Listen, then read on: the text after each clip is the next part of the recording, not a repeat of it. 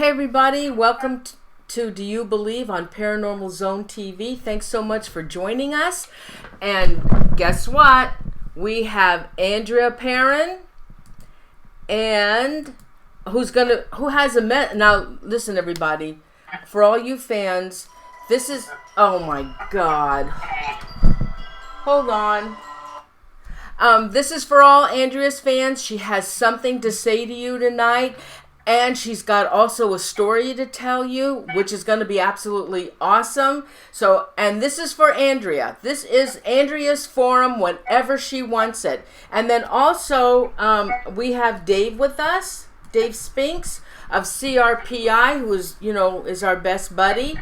So everybody, thanks so much for joining me tonight. And let's bring on Andrea and Dave. Hey guys. Hi, Norene. Thanks for having us. I got to put my purple on. Hey, thanks so much. You know, honey, this is yours. I mean, I'm not going to talk. You are. This is your forum. This is your deal. Whenever you want to talk to your fans, this is always open for you. This is the Andrea Forum on Paranormal Zone TV. Pleasure. And, Sorry. you know, what? Go ahead, honey. Oh, no. And we have Dave Spinks. Now, for all of you newcomers who have joined the show, Andrea, would you please tell the viewers, we may have some new people, would you tell them a little bit about yourself before we start the show? Sure. I'm the author of the trilogy of books, House of Darkness, House of Light, which is actually the true story, the whole true story behind the film The Conjuring. Warner Brothers was terrified of telling the truth about this story. James Wan wouldn't even go look at the farmhouse. So there were a lot of things in the film that captured elements of our story, but for the most part, it was a fictionalized version of events. So I think I'll probably, since I'm pretty sure everybody on the planet has seen the movie now, I will probably spend the rest of my life sharing the discrepancies, the similes and the metaphors of The Conjuring. But anybody that was fascinated by the film and wants to know more, wants to know everything, really. I mean, there's very, very little that was left out of the trilogy. It's what I call a collective memoir, and that means that it's from the perspective of everyone in the family. The entire 1,500 pages through 3 books chronicles the events as they occurred, not just from my perspective, but from the perspective of every single member of the family. I don't know of anything else that's ever been written like it, I think I'm the only author in history who tells people, if you're not ready for this, don't read it. Only go to this when you're ready, when you feel compelled to. And when you do, please don't expect nothing but a series of scary stories, because it is much, much more than that. It's really more of a guided meditation. It's a spiritual reflection. It is a sharing of the intimate details of what occurred within our family during the 10 years that we lived at the farm. It begins before we even moved there, because everything that happened needed to happen exactly the way it did. I call it a cosmic conspiracy that got us to the farm. And then the 3rd volume deals with our extrication from the farm 10 years later, which was very difficult and fractured our family. For all intents and purposes, we never lived under the same roof together again. It was very difficult to part with it. Half of us never wanted to leave that place, and half of us never wanted to look back. So it's a very complicated, character-driven story, but not just the mortals. It's also a real expose to the extent that I was able to share about the spirits in the house as well. And it's really essentially a love story. It's not a horror story. It's a love story with a supernatural twist. But what we learned living there for that length of time is what's most important. And I think that that's what people take away from the story is, the love, the camaraderie, the acceptance of them, the acknowledgement of them is what seemed to bring peace to our little kingdom. It was, I consider it the best 10 years of my life. I learned everything that I needed to know about life during those 10 years, but not just life, afterlife. From the age of 12 years old, I've known, absolutely known, not believed, known that there is something beyond our mortal existence. I still don't know what it is. I'm 56 now, and I still can't tell you what it is exactly, but I know that it exists, and I know that we don't just perish, and it's not just ashes to ashes, dust to dust at the end of our lives. That only pertains to this vessel that our souls walk around in on this plane of action. So it was an extremely enlightening period of time in my life. And for all intents and purposes, that experience or series of experiences guided where I went in my life from that point forward. I ended up going to college and getting degrees in English and philosophy. I minored in history and music. I overloaded myself for 4 years, crammed as much as I possibly could into my brain. And it was funny because on my graduation day, my father looked at me and he said, "Now, what are you going to do with a degree in philosophy and English?" Well, little did he know. Little did he know, yeah. So that's really my story in a nutshell. I'm so easy to find. I'm eminently searchable on the web. People can just Google my name and watch any number of videos from my YouTube channels or read excerpts from the books. I have tons of video out there in terms of doing interviews, and now we'll have this one to add to the collection too, which is great. Before we continue, I just want to take a moment, Norene, to tell you from my heart how much I love you and appreciate you. You were the first person to put me live on the air years ago when I first completed the initial volume of the 3. And you have always provided me with a forum. I am so appreciative of you in my life as a friend, as a colleague, but I also want people to understand your level of commitment to the cause. You work relentlessly day in and day out to turn out a quality show every time you go on the air. You don't cut corners, you don't skimp, you do your homework. You are so well respected in the paranormal community that it is my privilege and pleasure to join you in common cause toward a single-minded purpose, and that is to enlighten the world to what is totally natural about the supernatural. Thank you so much, Andrea.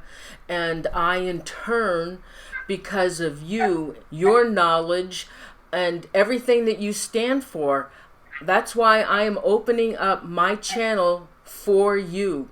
Anytime you have an open forum on my channel, I am at your disposal. Anytime you have something to say. Anytime. And I love you. I love you, Andrea. And you know what? We've spent hours and hours together in cyberspace, on the phone. We have yet to wrap our arms around each other, and won't that be a banner day when that happens? And you know it's going to happen. I will come to you. I will. You're a very, very special person, and Dave, I know Dave feels exactly the same way. I'd like him to pipe in on this because, he and I, even though we work in different realms of the same field, really, he is an exemplary investigator. And that's one of the things that I wanted to talk about tonight and why I was so anxious for our sick puppy to join us because, flu or not, suck it up, dude. We've got stuff to talk about here. Poor Dave is sick, but he said he would come on the show for a bit. Andrea had requested Dave come on because she has a story that she wants to tell. But Dave, for those who may not know you, who are joining us for the first time, would you please tell them a little bit about yourself? Sure. I am a 20-year retired government worker. I I did 9 years in the military, 11 years in federal law enforcement. Served my country, proud of that. And I got into the paranormal back in 1986, actually. As a young man, I was 16, after I had an experience with my dead grandfather, who I didn't know was dead at the time until he came and visited me the night he died. So, without going into all that, ever since that initial deal that I had with my grandfather, I've been searching for answers off and on over the years. And I retired from my government career about 3.5 years ago, and I have been pursuing it full time since that time. Mm-hmm.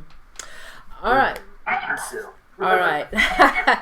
I'm getting somebody's feedback. Anyway, so, Andrea, go ahead, honey. The floor is yours.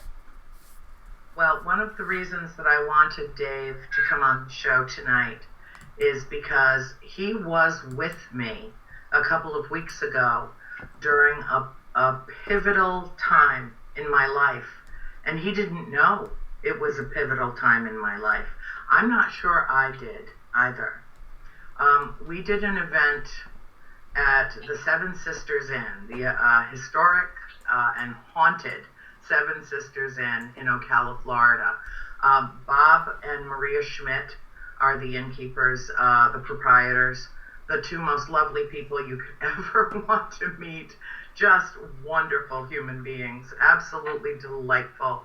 And they put together this paranormal reality experience and brought a lot of people in from around the country. We had Johnny Zaffis, Brian Kano, Stacy Jones, just one of the best of the best. We had Steve DeShavi, Scott Tepperman, Scotty Rorick. I'm not even remembering everybody that was there. And of course, George Lopez, my para partner, was there as well, and he was the MC of the events and had an awful lot of responsibility that weekend. I hardly saw him all weekend long. He was so busy. And we did a series of, we did a big panel and a presentation at the lovely, and it's, what's the word that I'm looking for? Historic Marian Theater in downtown Ocala. Huh, Dave? What a beautiful building that is. Beautiful. Wow. And then afterwards, Dave and I did a private investigation with a rather large group of people who had come on just specifically to work with myself and with Dave. My father was there. My sister was there for a while. She had to leave. She had to work at the crack of dawn the next day. But, all in all, we had a great group of people. Now, the night before, on Friday night, we did investigations of both the original Seven Sisters Inn, which is right next door to the now current building, which is, by the way, I have to tell everyone, if you ever want the most beautiful, romantic escape into history itself, go to the Seven Sisters Inn. Go. Make the trip and make it special, because you will never ever see another building quite like this, appointed in the way that it is. The words fail me in description of this magnificent Victorian structure. But it's not just the house itself, which is in its own right. If it was gutted, it would still be beautiful. But what they have done to turn this house into such a masterpiece, it's like taking a trip around the world to go in there. Every single room has an entirely different theme from an entirely different place in the world.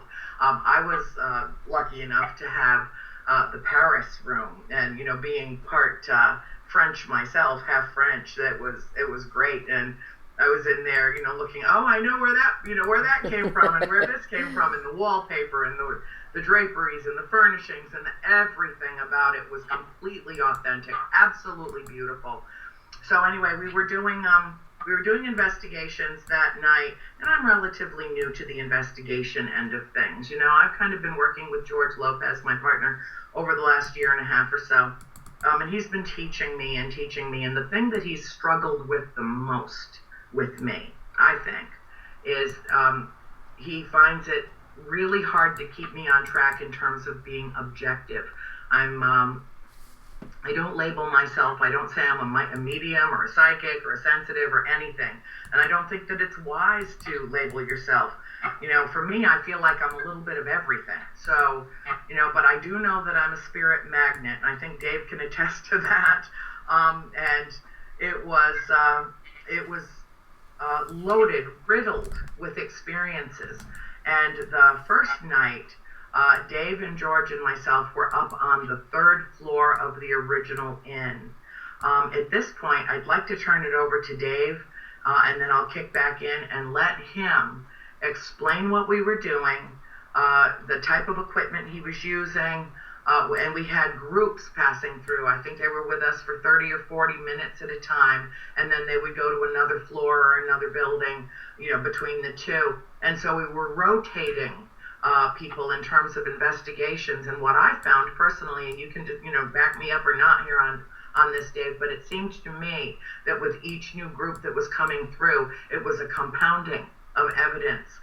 What the first group felt, the second group built upon, the third group built upon that. Not only did they pick up on all the energy immediately that the prior groups had already experienced, then they took it even further and further. It was an amazing, amazing experience. Dave, why don't you let's just talk about Friday night for right now. Okay. Like Andrea said, me, her, and George were up in we got lucky enough because that's supposed to be like the most active area in the house. I would say that's true. So we were up in the attic, and we started off, I believe, with an actual Frank Sumption box that George has.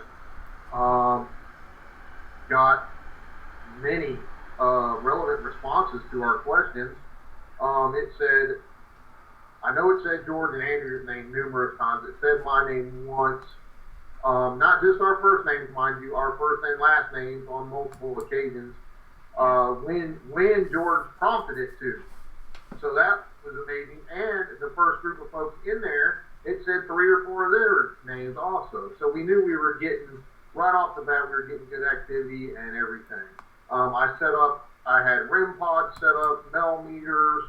I mean, we had it pretty wired up there in that small area. Static meters, a geopod, several cameras. And then a lot of the guests are also paranormal investigators.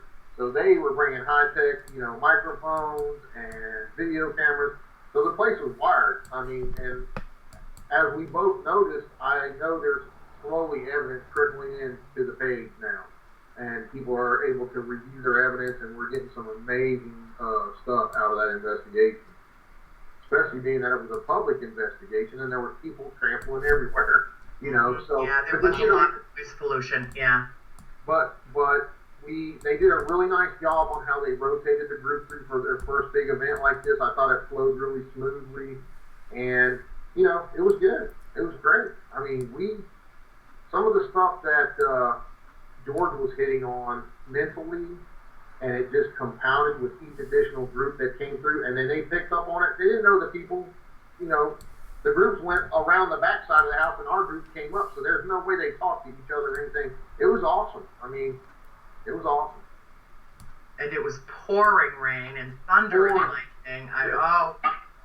I mean, talk about atmosphere and then some. And as well as Dave does, that when you've got electricity in the air like that, it is a conduit. It stirs up. You got water and electricity together, you've got activity.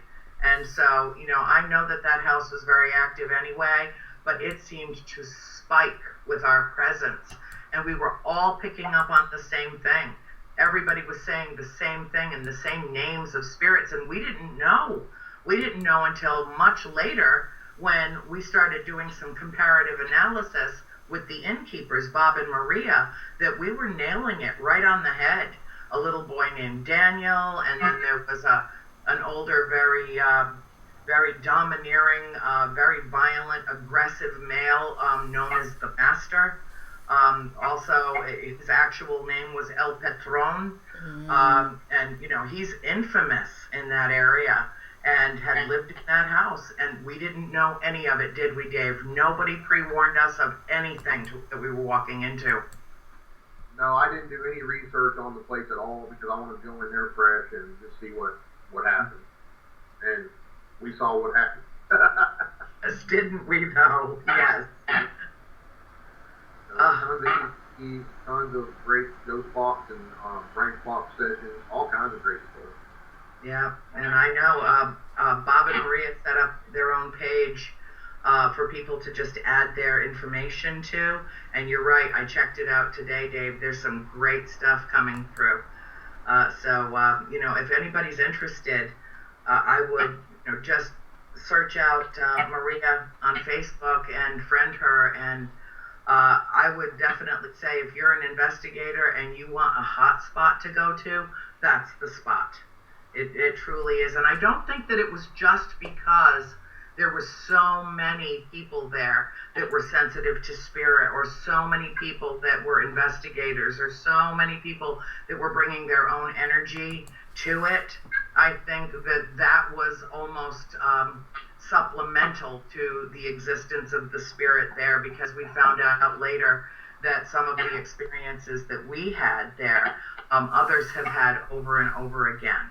So that actually adds even more validity to the investigation and the case. And then on Saturday, we did a meet and greet and some vendor time at a wonderful sports bar right across from the Marian Theater, known as Mavericks. They were very cordial, very gracious, gave us the run of the place for a few hours. And then we went next door, across the street, to the Marian Hotel and put together, I have to say, one of the best panel discussions that I have ever been a part of, seen, heard. I mean, it was extraordinary. Unfortunately, it wasn't filmed. That's a whole nother story. But that had been our intention, to film it and share it with the world. So that was a disappointment. But overall, I would say that it was an extraordinary experience. Steve DeShavi is an absolute hoot. We now call him Steve Wow DeShavi. Because that seems to be his expletive for just about everything.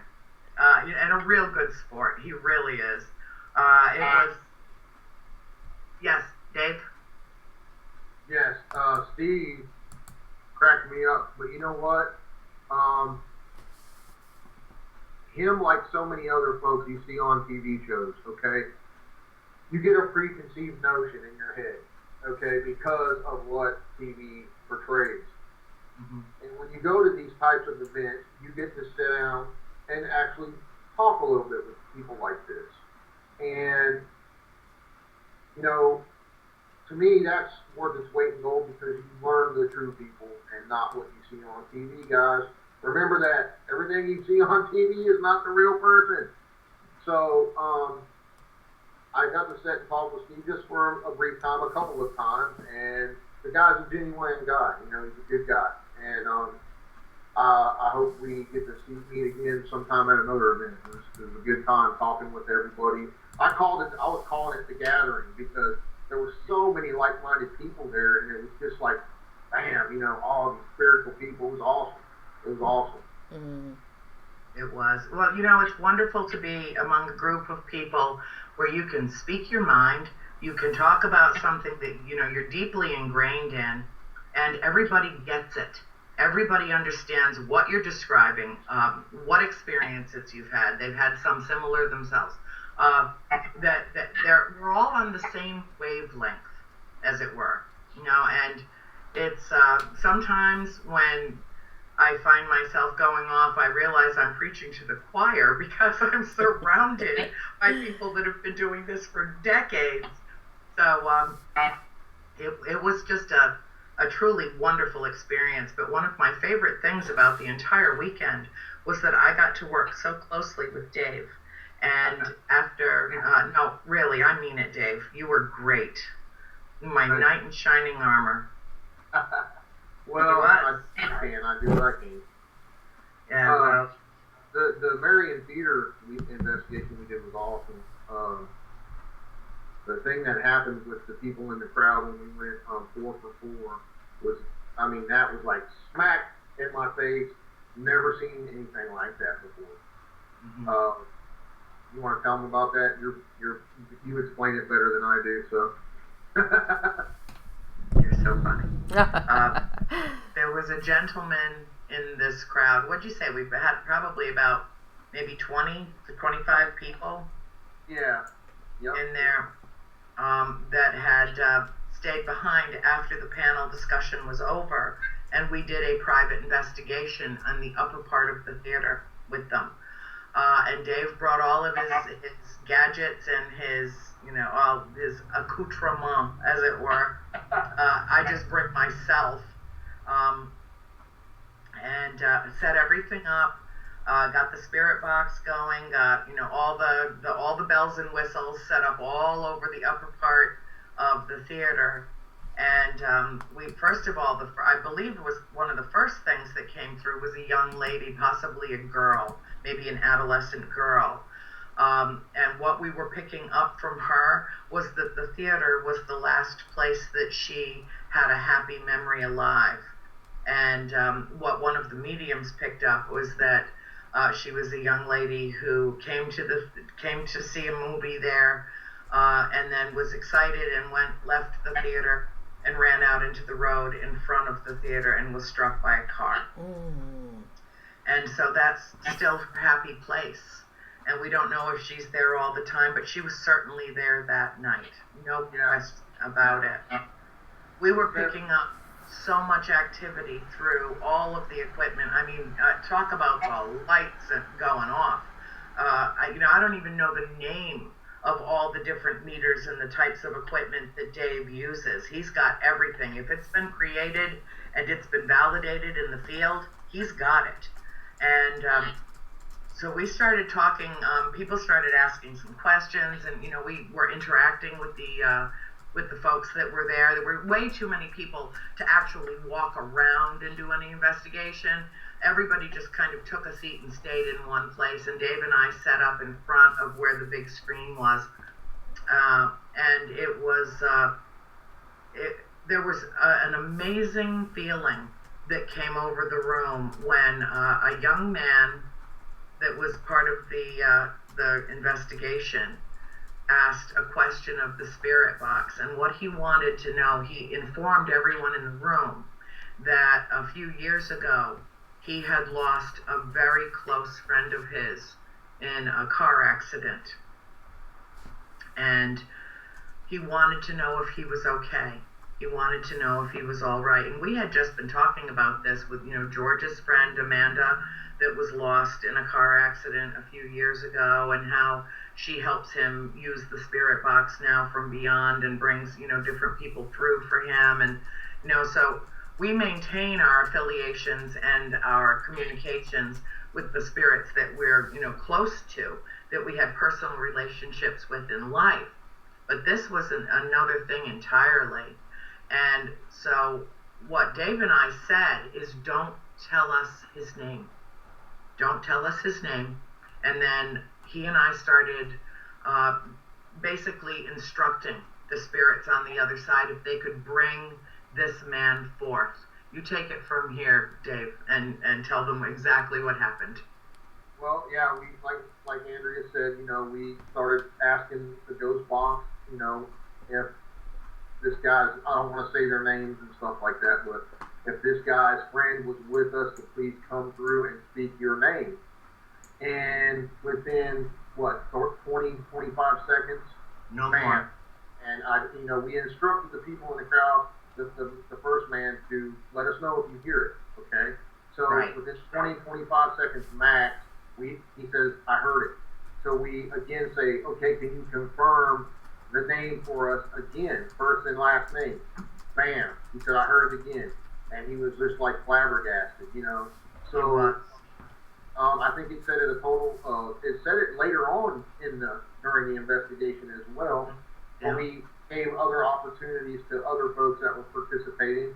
And what we did it with 3 more folks. I think 2 women and 1 more guy. So we kind of split it up, and we went 4 for 4. It was amazing. All 4 people did the same thing, and all 4 people got the responses from the loved ones they were thinking of. And we had nothing to do with it. All we did was talk to the ghost box and say, if you're here and you want to speak to your loved one, go ahead.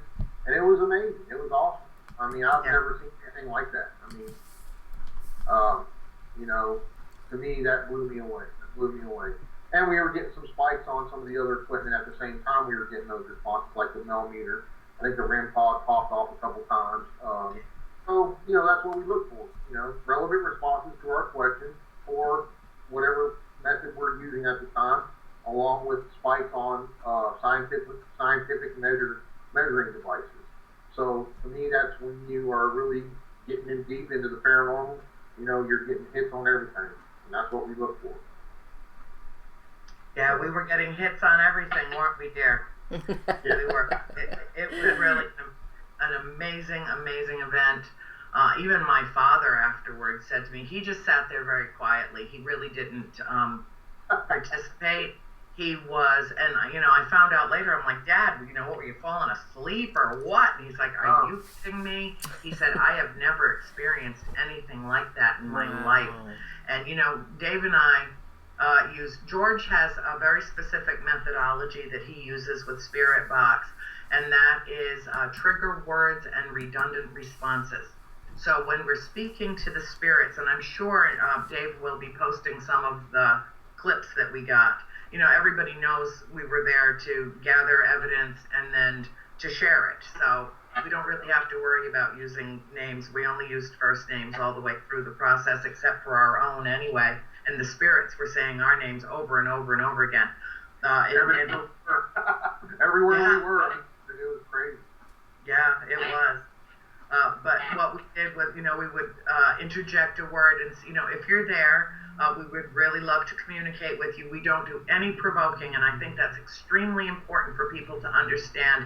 I don't think that there is anything more destructive than that and more disrespectful to the dead than to come into a place that they inhabit and that was most likely their home first, or, you know, a place that was very important to them in their lives, and provoke them. It's incredibly disrespectful.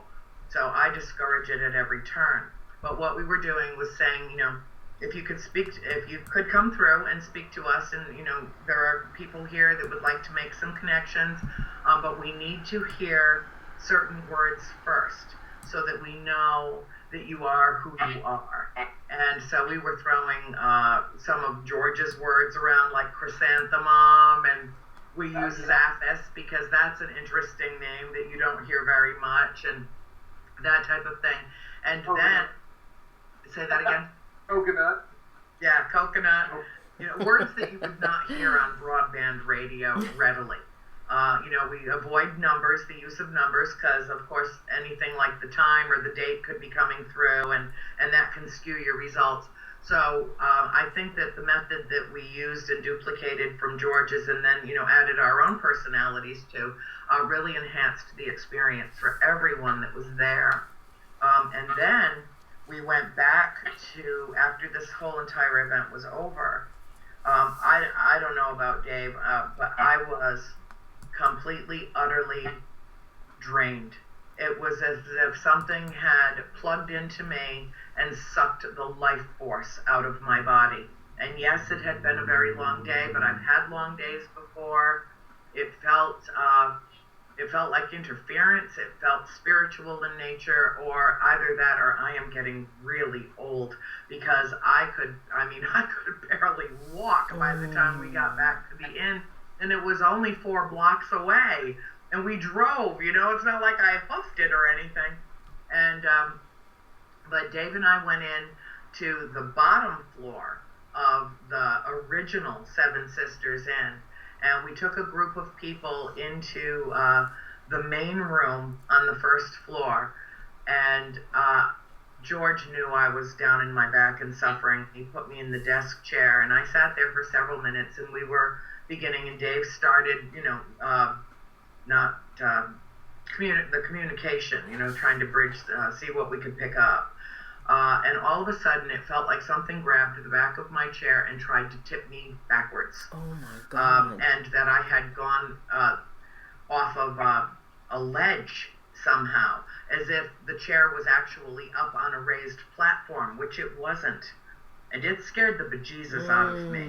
That was the first incident that scared me that weekend. The first time that I felt a shudder. And I got up out of the chair and I walked over to in front of the beautiful carved oak fireplace in that room. And Dave was, continuing in terms of his questions, making contact.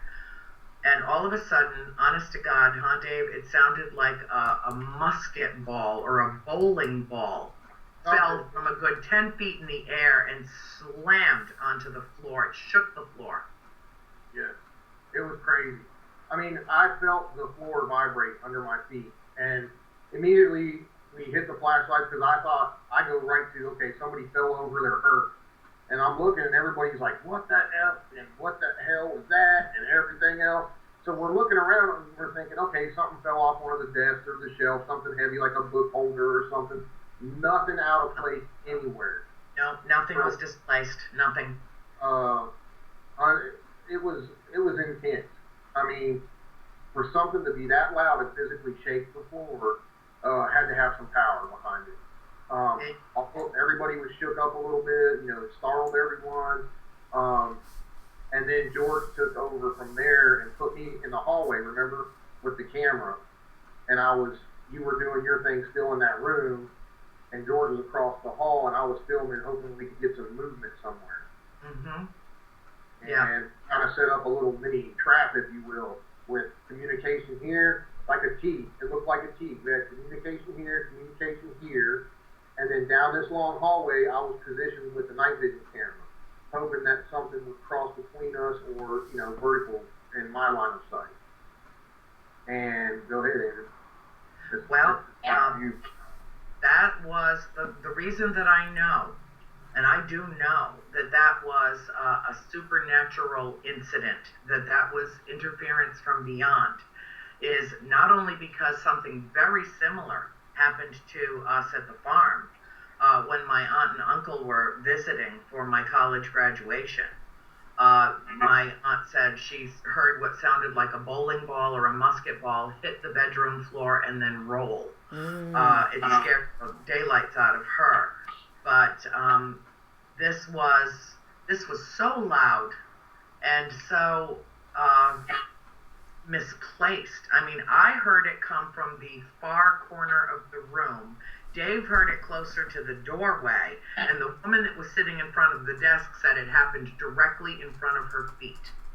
So everyone was perceiving the sound coming from a different area of the room simultaneously, and that's indicative of spiritual activity.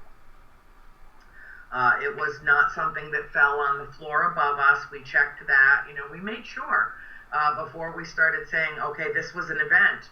We made sure that it was. And then a very, very strange thing happened to me, and I don't think it was because I was just tired. I felt like I needed to get out of that room. And I went into the hallway, and when I did, I felt like I was being pulled back into the adjacent room. There was a conference room right across the hallway, directly across the hallway from the room that we were in. The doors literally faced each other, French doors, beautiful building. And I felt like I was being dragged backwards. Oh my God. And it scared the daylights out of me. I leaned forward onto one of they had the most wonderful assistants and volunteers that were there to help everybody through this experience and this event.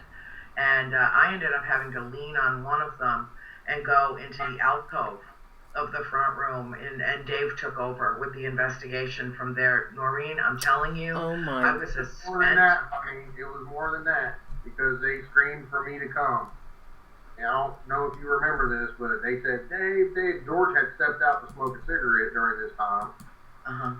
All I heard was, Dave, get over here. I get there, and you're going back, and Amy is holding on to you and says, help me get her outside. Do you even remember that? No. Nope, I don't. Help you out of the air, out onto the porch, and then you Oh my God. regain your senses. Oh. All I remember, Dave, from being in that hallway is then being in the alcove at the bottom of the stairs in the window seats. That's all I remember after that. Yeah, so you were not, it was affecting you big time. Wow. Holy cow. Well, I'll tell you what. I mean, for all intents and purposes, unintentionally, I fell down on the job. I was done investigating that night, and there were more people coming through. And, I felt very badly about that. And I did talk with people, and I answered any questions that they had. But, for all intents and purposes, Dave took over with anybody that wanted to go scope out that back part of the first floor. I couldn't go back there again. And I already told Bob and Maria, I will never step foot in that house again. I won't. Oh. And the reason that I say this is because between that experience and, we were done. I think we finished about 1 or 1:30 in the morning. And I spent a lot of time with the people that came through. I'm sorry if I disappointed anyone that I didn't actually do any more investigation with them, because I couldn't. I honestly couldn't. There was nothing left in the tank. George said to me, we're all digging deep here. And I'm like, yeah, but I'm coming up empty, dude. Oh, my God.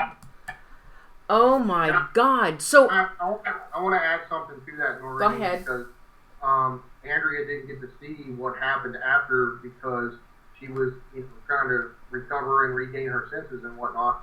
But the next group that I took in there, 3 of them, one guy was a complete skeptic. He was saying this is BS and whatnot. Next thing you know, within 5 minutes, he's getting vertigo. And he's like, what the F's going on here? And he literally got sick.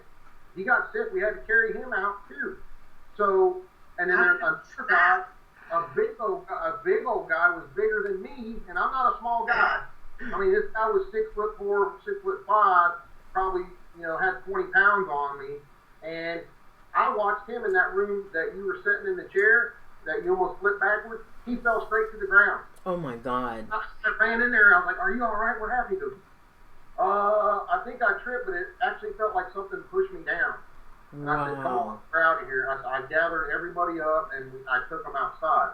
So, and 2 of the people said they were done for the night. They weren't doing anything else. They refused to go in there. Oh, my God.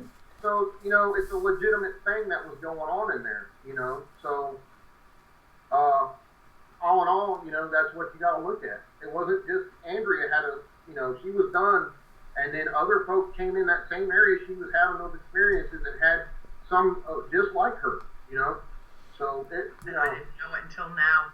Right till now, I didn't know that. I felt like I was in an alternate universe. I felt like I did, Dave. Honest to God, and you were, honestly. Yeah. Not yourself. I was not myself. Wow, quite a while. Yeah, and then Dave saved my bacon. He did. He did. I couldn't have gotten through that event without him.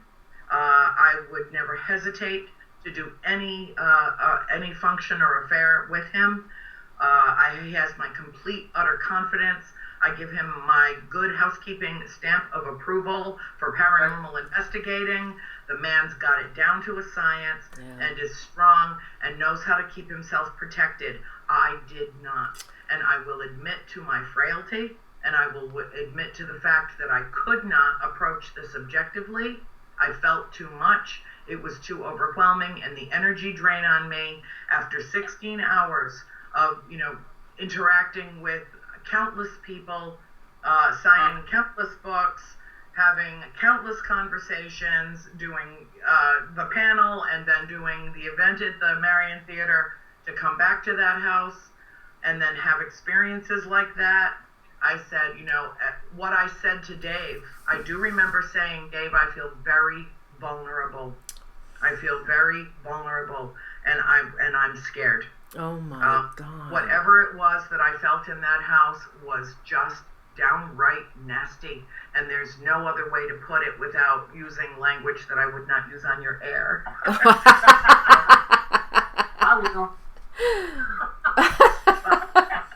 I know you would, Dave.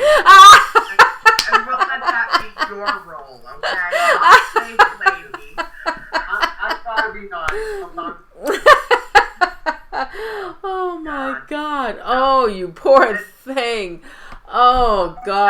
the end of the story, Norene. Oh, God, there's more? Do you understand why I wanted Dave to come on with me so that I could share this? We haven't shared this with anyone. No one. We've been saving this for you, darling. Oh, We've been talking back and forth about what we're saving for you. And now he's telling things I didn't even know.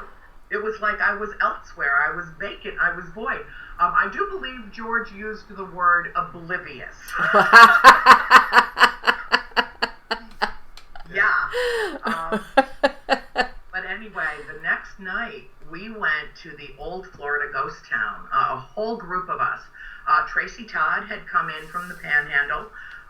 Tracy is our partner on the World Awakening. George and I do our radio show, A World Awakening, on Tuesday nights on Blog Talk. And Tracy is the backbone. He's the spine man. I'm telling you, he holds that thing together. He runs the show from behind the scenes. And occasionally he joins us on the air, but for the most part he manages chat, he manages incoming calls, he manages the whole thing. And we love him dearly. And we've been working with him. He's a great man. I'd like to add, that's an awesome show. Dave and I have been going to that show, and we try not to miss it. It is one of the best talk shows on the internet, and it is absolutely an awesome show. And when you guys bring in John Zaffis and Keith Johnson, oh my God. Oh, it's you guys have to tune in. What night is it, Andrea? We do our show every Tuesday night from 9 to 11 on Blog Talk Radio. It's a dead air paranormal radio. George founded it about 7.5 years ago. He's the consummate master of ceremonies. You know, he is Mr. Radio. He's got it down to a science, and he does it so naturally. That's what's wonderful. And people tell us all the time that the way that we interact each other is as if we've been doing this for decades, not minutes. Oh yeah. We really love doing the show. In fact, a couple of weeks ago, we had our 1 year anniversary, which was very exciting. We had medium Tiffany Rice on with us. It was a great show. Yeah. And we really, really love doing it. It brings so much to the community. And the nice thing is, like yours, it's stored in the archives, so you can tap back in and listen to any one of the guests that we have. And we get extraordinary guests. You do. And all we have to do is pick up the phone and talk to our friends. You want to do the show Tuesday night? Boom, booked. I mean, it couldn't be easier. It's the easiest 2 hours of my week, every week. Oh, yeah. You know, George and Tracy put the whole thing together, and I show up and flap my lips. It's perfect. Perfect.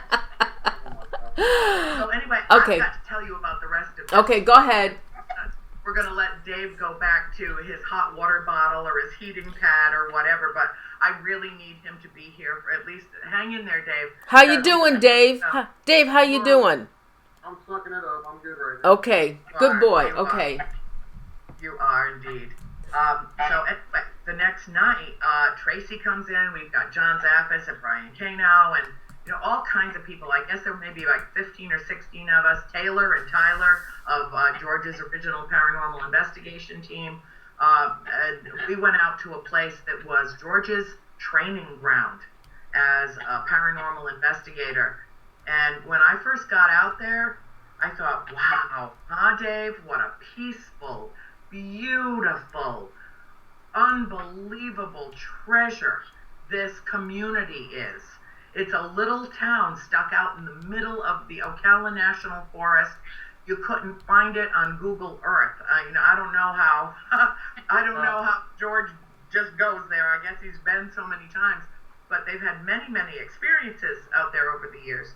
And he was so anxious to share this experience with us. We had Bob and Maria Schmidt with us, and Diane, and who else? Who else did we have, Dave? We had Brian Cano, Taylor and Tyler. I'm bad with names. I forget the filler with the big blue mohawk. I think it's Diane's husband. Yeah, it's Diane's husband. I forgot his name. I apologize. Brian Cano, Bob and Maria. I mean, it was a great group of folks that were, it was awesome. It was awesome. It really was. And we did a big tour of the place. And honest to God, Amy was there as well. Amy was there, yep. We toured the whole place, and we got there just before sunset. It was a spectacular sunset. The night was clear as a bell. There were billions of stars overhead. There was no residual light to interfere with the sky. I mean, it was so beautiful. There are no words. The Spanish moss hanging from the live oaks everywhere that you turn. There's a cemetery on the property. I didn't want to really know any of the history. I just wanted to see what I could, perceive with my own senses, all of them, including this one. And we toured the place and we talked and everything was lovely, and we just went from building to building to building. And then when we got into the building where the big, it was like a wall, an antique wall unit that somebody had come in and done some damage to. Father's house. The father's house. And I started feeling some kind of trepidation in there. But the thing that disturbed me was that I felt a familiarity with the furniture in the house. And there's no way I've ever been there in my life. There's no way. And it wasn't just the furniture. I felt a familiarity with the place that I could not explain, because I have absolutely never driven by it, never been on that property. I have had no connection to that location in my life. It's out in the boonies. You would have to go there. Really. And yet I felt strangely like somehow I knew it. And then the disorientation started kicking in. And George suggested that all the women go together into one house, which was, I believe, the grandfather's house. And I didn't know his history. I didn't know any story, anything behind any of it. And I didn't want to, because to me, to know it in advance almost kind of taints it. It almost tells you what you're looking for. I'd rather experience it live and then put the pieces together to the puzzle later. And we got in that house, and we had Jared with us, and his girlfriend, and she came with us, and I mean, she's a young, beautiful, maybe 20-something, and and we got into that house, and everything changed. Everything changed when we went in that house, and we did. We've got it all recorded, all of it. And you can hear, I don't know what Maria's going to put out. I know she recorded some. I know Diane and Amy both recorded there. I didn't have anything with me, but they had photographs. There was, these women were really into it. And all I was doing was getting sucked into the vortex of the feeling of a negativity that I had not felt since I was a child at the farm. And I got, relatively quiet. And it wasn't that I wasn't participating. I certainly was. But I was just really tapping in with my senses to what was going on around us. And I felt an incredible need to protect the young lady with us. I will not name her, but the young lady that was with us. Because I don't know if she wants me talking about her live on the air or not. But what I will say is that I felt like she was touched. Several of us were touched.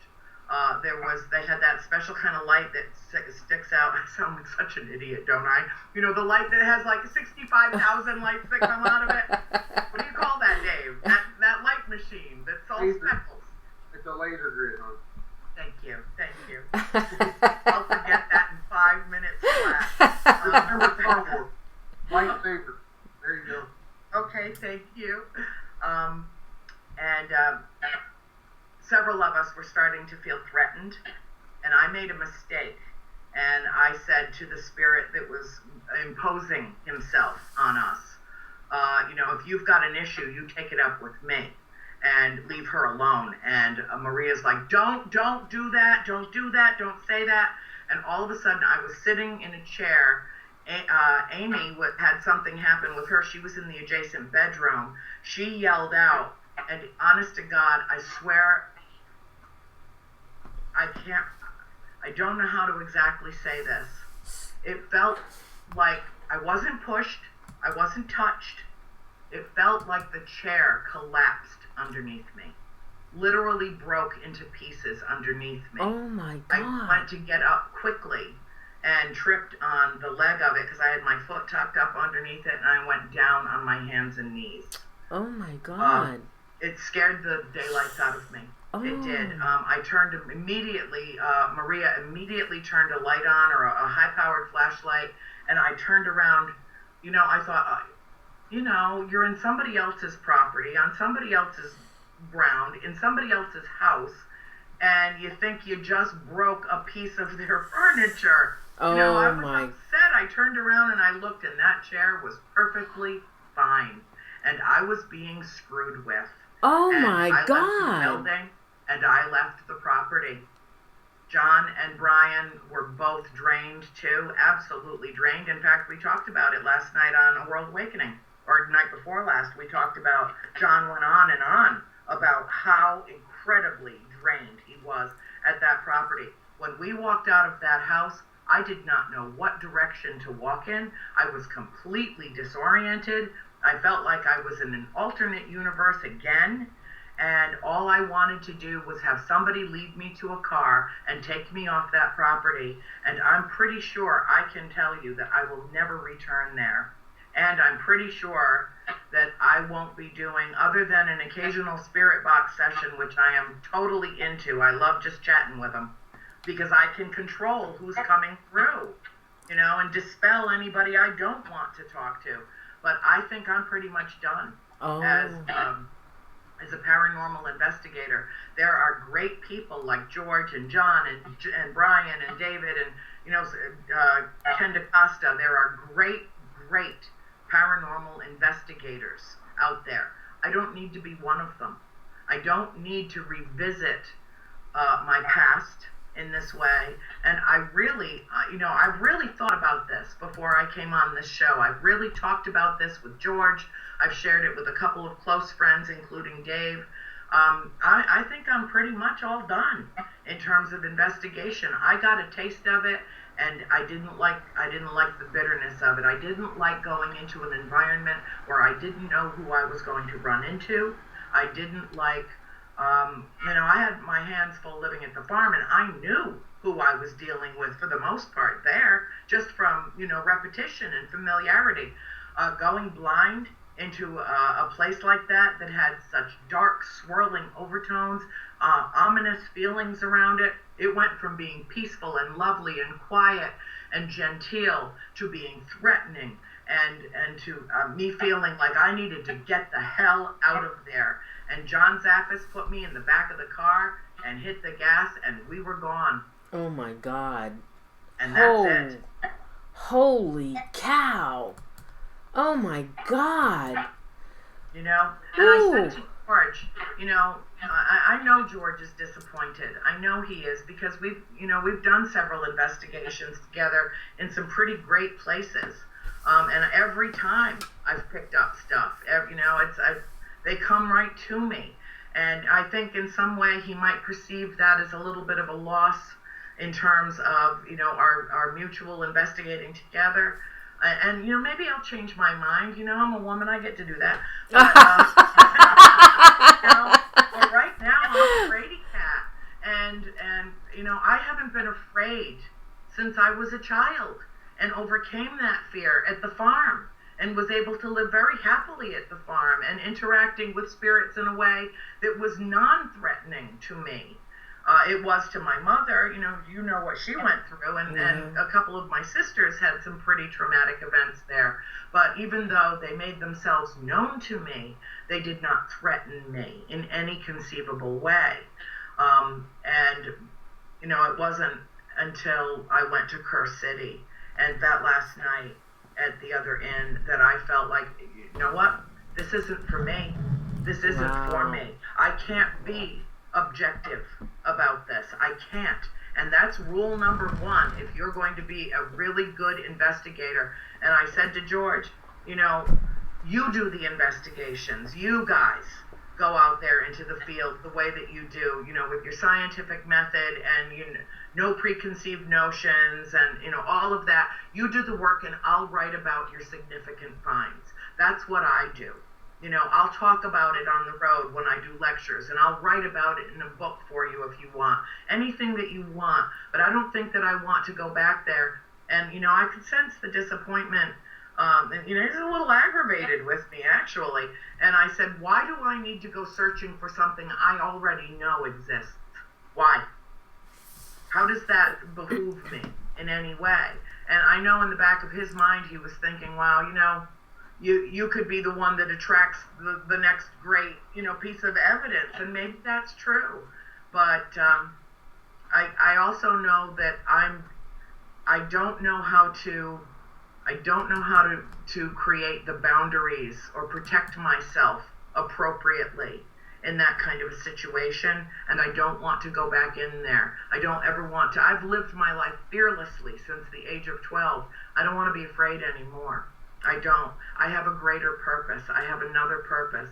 And Dave, honest to God, honey, thank you. Thank you for being there for me through all of that, because you saw me, I wasn't at my best, and you didn't judge, and you lifted me up, and you helped me, and showed me what kind of a friend you really are. And I truly love you with all my heart, and I will always be grateful for getting me through a difficult couple of nights. It was tough. Yeah, it's my pleasure. That's what I do for all my friends, Yeah. Somebody needs help, I help them, I don't judge. So, when I saw you, I knew you were done. That second night you were done. So, I just take over then. You did. Brilliantly, you did. So, you thanking me for that. Yeah, Dave has everybody's back, Andrea. He is loyal, he is a gentleman, and he is there, He's a wonderful person. Both of you, and Andrea, you're wonderful. So I got two wonderful people with me tonight, my best friends. But oh yeah, that's one thing about paranormal investigating, Andrea. It's no game. It is no game. And these people that go in, these groups that are starting up, I cringe when I find out about these people starting groups. They have no idea what they're getting themselves into. They think it's fun. I know they do. And it's not. It's extremely dangerous. It is, because we're dealing with the unknown. Even if we think we know what we're talking to, ultimately, as George says, we really don't. We really don't. No. And, I know this for a fact because, George and I have had interaction with Bathsheba Sherman through, from my books and from the farm through the spirit box. And when we had our first encounter with her, she threw my voice. And he jumped all over her and said, no, absolutely not. If you want to speak to Andrea, you don't speak to her as her. You use your own voice. Oh my God, she was using your voice? I've heard that before. Isn't that strange to hear, Andrea? Somebody using your voice? Well, yeah, it sounded like I was on the other end of the radio. Yeah. Oh, yeah. Through it. It was bizarre. Yeah, it is. It is. And we had an incident, as you well know, honey, at the farm where, my mother was accused of picking my sister Christine up and putting her in an antique trunk where she almost died. Oh my God. And we found her just in time. She was hyperventilating. She was turning blue. Her whole body was covered in perspiration. She was drenched. She was hyperventilating to the point where she was about ready to lose consciousness when she was actually discovered. And to this day, she cannot reconcile the fact that whatever had her in a state of, she couldn't open her eyes, and something lifted her off my mother's bed and took her over and put her in that trunk and talked to her as my mother. And to this day, she can't reconcile the fact that my mother was with me and two more of my sisters, in the kitchen making tuna fish sandwiches when all of this occurred. Oh, that is... Something lifted her off that bed, put her in an antique trunk, slammed the lid, and left her there to die. And it was throwing my mother's voice, telling her to get in the box, go to the box, stay in the box. That is. I know. I've never heard that before, except from you. That is some story, Andrea. You're the only one I've heard that story from. That's bizarre. Guys, I hate to cut it short, but I'm done. I'm going to go back and lay in bed. I thank you so much for having me on tonight. I enjoyed it, and I'm going to have to go lay down. I'm not feeling well at all. Okay, Dave, thanks, honey. I'll talk to you tomorrow. I hope you feel better. Feel better, honey. We're putting you in the light, babe. Thank you. Talk to y'all later. Okay, bye, Dave. Talk to you tomorrow, honey. I'll check in on you tomorrow. All right, night-night. Night. Sweet dreams. Okay. All right. Now, Andrea, you got the floor, honey. What do you want to say to your fans? Well, I don't want anybody to be disappointed about this, but the whole experience in Ocala, as a whole, it was an extraordinary experience. I loved everybody that I worked with. It was a pivotal exchange for me in terms of coming to terms with my role in the community. And I don't, I'm new at this in terms of going out into the world, going to Paracons, going to different events, doing this and that and the other thing. And I've been doing it a lot now for about 3 years solid. And I'm very, very tired. I'm just worn down. I invested 7 years into writing, editing, and publishing these 3 books. It took its toll on me. I went completely gray over that period of time. I've kind of been there, done that in terms of, when you live in a place that's as haunted as our house was, it's like you're constantly in on a perpetual investigation. And, I'm pretty much done. And I need to tell people that, at least for a while, I'm taking a sabbatical or a hiatus or an extended leave of absence or, whatever. I have a couple of events that were pre-planned last year for this year.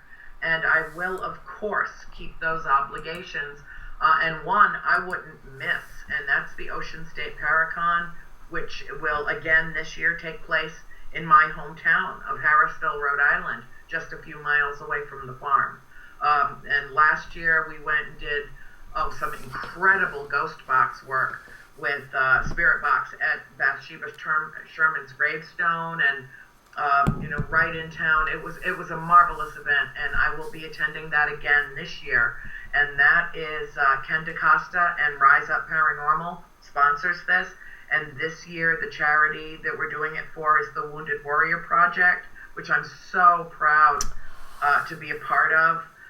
So that will be a 2-day long event on the 18th and the 19th of July. And I have an obligation that I will keep to go to the Upper Peninsula at the end of August and do an event there as well with for Tim Ellis, who's a lovely, lovely human being. And I missed it last year because my mom wasn't well. George needed to get back to his parents, and we had to miss it. And so this year I will make sure that I'm there. But I am going to be very careful and very selective about the types of events that I do and where I do them and how much I have to travel, because it's not as glamorous as people think. It's an incredible, incredible amount of work and time and energy and travel that has I can't do what I need to do sitting in front of a computer if I'm on the road as much as I am. I traveled 20 out of 30 days in the month of November alone last year. For some reason, November ended up being my busiest month last year. You'd think it would be October. But this year, as soon as I announced that I was stepping out of the paranormal community a bit, just kind of wedging myself out just a little bit, the offers started pouring in. If I thought I was overwhelmed before, my head is spinning now. I've got offers to come to, Paracons from Florida to California to British Columbia to, excuse me, I mean, you name it, they want me. And I so appreciate that. I can't tell you how much it means to me. I can't begin to tell you how much I'm touched by that.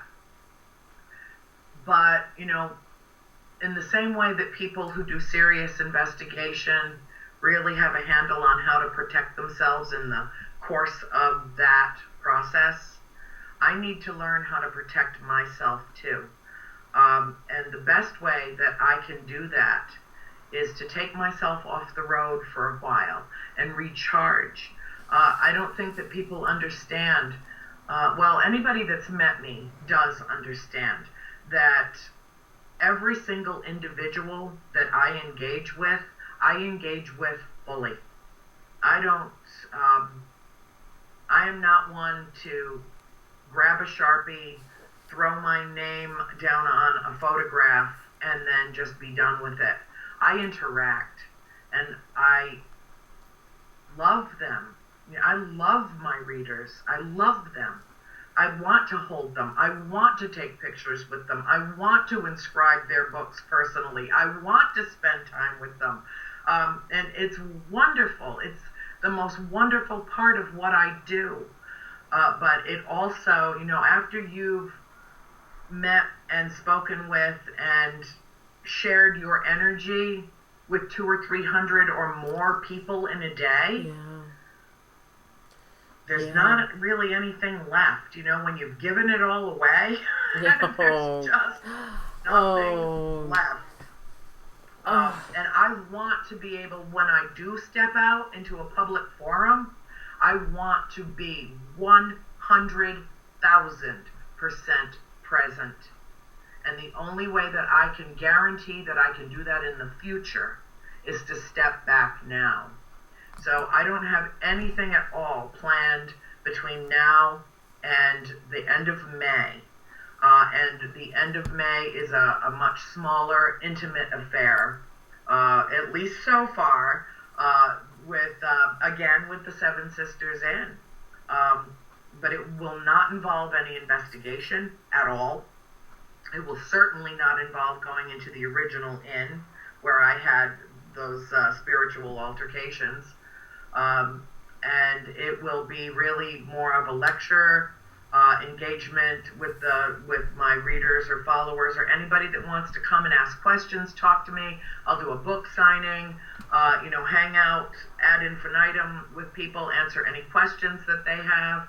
But there will not be any investigation involved with that. It just sucks the life right out of me. I have in the past, I've gone and done Penhurst with George, and I hung in there all night long. I did.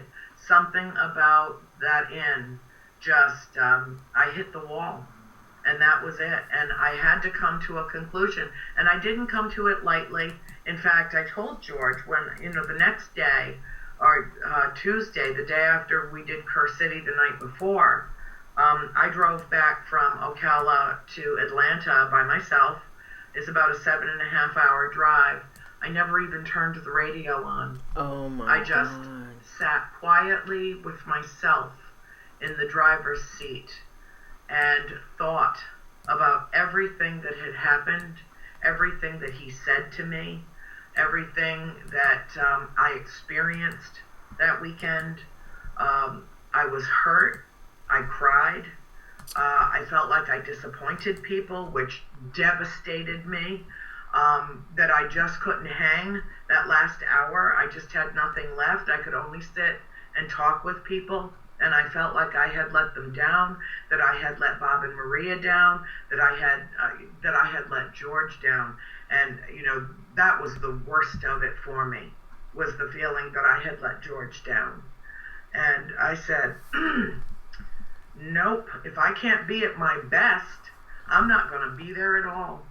And, I thought about it for several days, and then I talked to you about it. I consider you a close friend and a confidant. And you said, let's do a show about this because this is important stuff. And I don't want people to think that I'm disappearing. I'm not disappearing. I'm right here. I talk to them, on Facebook and through email and, all the time. I'm constantly in touch with people. But it's, this one-to-one thing. I get on the phone with a lot of my readers. They'll say, I'm concerned. I need to talk to you about something. I need your advice. Here's my number. I know you're never going to call me, but, thanks for at least reading my message. And I pick up the phone and I call them. And I want to know what it is that they need and how I can help. And that's who I am. So that's never going to change about me. But I can't give so much of myself away that I have nothing left for me. And the thing that is most pressing for me right now, George Lopez, for the last 25 years, has been writing a story in his head that is so compelling, that is so significant to the literary community, to the historic community, that is so pertinent to our current time, to the future, and to the past. It is a brilliant piece of work. And about 6-7 months ago, I said, George, start writing it down. I will help you. And he wrote it as a screenplay. And this man wrote and wrote and wrote for about 7 solid months. Wow. And was turning it over to me section at a time, to format it. And to, I'm the published author, and I've all done it all myself, so I know the process inside and out. And he said, here's my baby, add to it. And we have worked diligently together over the last 7 months on this incredible book. Wow. We're about halfway done. We're making great progress now. And I think that that's what deserves my unbridled attention. Yeah. And undivided attention is to get this book out into the world. It's not about the paranormal. It is an absolutely stunning story. And when it comes out, I really can't tell you very much about it. If I tell you anything about it, I tell too much. Really? It's that kind of a mystery. Oh my God. Is it a nonfiction? It's both. It's fiction and nonfiction. Really? Intermingled. Oh. In a way, I'm telling you, this man's mind, he has been developing this. He wrote it actually. He wrote it as he saw it in his mind, and it came down as a screenplay.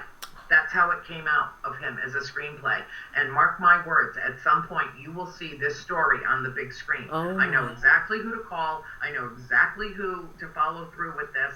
And as soon as my producer friends read this, there's going to be a bidding war on this piece of literature. Oh my and I am God. so proud to have my name on it and to have dealt, and believe me when I tell you, this is not easy stuff. This is as challenging as anything I have ever done in my life because of the subject matter. I don't mean to be elusive. I don't mean to be evasive. But I will tell you that within the next few months, I expect that we will submit this for publication. And when it hits, it's going to make a splash in a way that people do not expect. And it's going to shock my readers. Oh, God, I can't wait. How long do you think before it'll be published? Well, I learned with volume 1, 2, and 3 never to project a completion date. With volume 3, I turned my work in last April. It didn't actually go live until August. So but this is a whole different thing. Because mine had, there were a lot of complications with mine. There were all kinds of things that we needed to deal with the publisher in terms of layout. There were photographs. There were, all kinds of issues with the last book. I thought it would be the easiest to get through. It turned out to be the toughest. But, with each volume of House of Darkness, House of Light, I learned more and more and more. Keep in mind, a little more than 7 years ago, when I began writing this story, I wasn't using a computer. I didn't own a computer. I started writing my story down on index cards that I put into a recipe box. That's how I didn't know how to turn a computer on. I didn't own one. Wow. So talk about the ultimate learning curve. Yeah. I was still using a typewriter 7 years ago. Oh, wow, Andrea. And now I have published 3 books with on the internet, through the use of cyberspace. Worked incredibly, intimately, closely with an entire team at my publisher, none of whom I have ever met in person. And yet we all know each other incredibly well, and it all happened through my computer. Now, Andrea, so I have a lot to learn. Honey, you're not only writing a book with George, but then you also have another book that you want to write. Mm-hmm. And it's not on the paranormal. No, well, actually, I have several things in the works. I am writing an addendum to the trilogy, only because the last page of Volume 3 ends with 2 words: class dismissed. Oh my God. I can't tell you how many people have said, are you kidding me? This is it? You're not going to write anything more about this story? You're not sharing anything more about what happened to your family beyond this point? You're really? God bless them. God bless them. I love them all. They're slave drivers is what they are. But they're not taking no for an answer. And actually, I've got about 60 pages done of a little addendum piece that will be entitled Lessons Learned, Message Received. Awesome. I love that title. And it will address many of the extremely bizarre events that occurred while I was writing the books. To say that my endeavor stirred them up is the understatement of the new millennium. They knew exactly what I was doing. They knew exactly why. And I can't tell you how many times they interceded on my behalf and helped me. I can't even tell you how many times.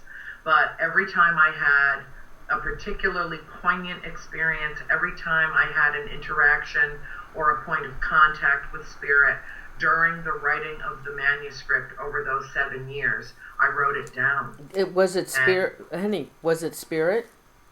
Oh, or yes. Something else?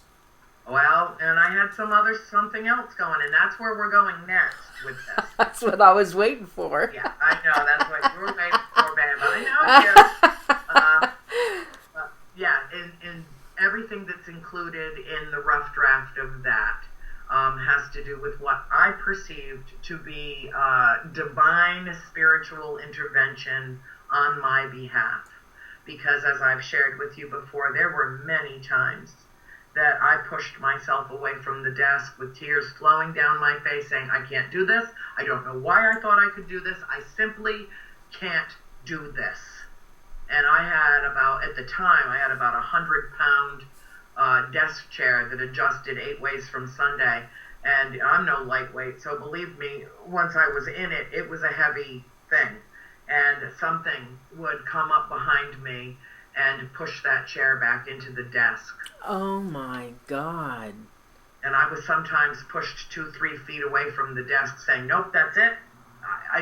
How foolish of me to think that I could tell this story and get through it and survive this emotionally. Oh. Why would I endure this? Why would I take myself back and drag my whole family back into something that they'd worked 3 decades to forget about?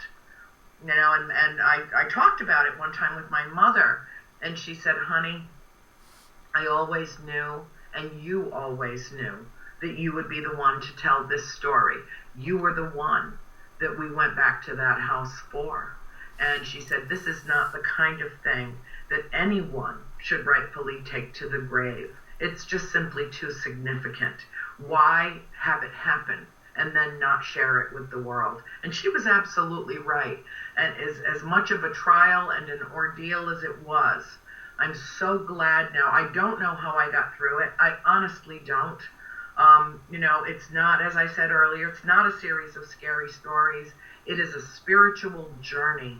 And I want people to know that when they step up to it, if they're willing to take that plunge, because it's a huge investment in time. I mean, they can get the books right on a Kindle or a Fire. It's formatted for every different electronic device. So you can get the whole trilogy for, I think, a total of $12 electronically. Or you can buy the books in hardcover or softcover. I tried to make it as available as I possibly could so that, it was at a comfortable price point for anybody that wanted to read it.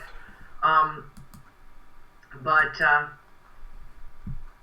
it left me stunned when it was done, because I couldn't even believe that I was holding that third final book in my hands. I had invested no way to add up the hours that I put into it. The heart and soul, it was like I opened a vein. It was my life's work. And even though I never married and I never had children, I feel like I left a set of triplets in the world. These are my kids. This is my life. This is a chronicle of the events of our lives together, the 7 of us at the farm. And it begins before we moved there, and then it ends after we left, because we really did think that when we left the farm, that was it. We would be leaving them behind. And the reason that I wrote so much more after we left the farm was because of the experiences that we had when we moved to Georgia.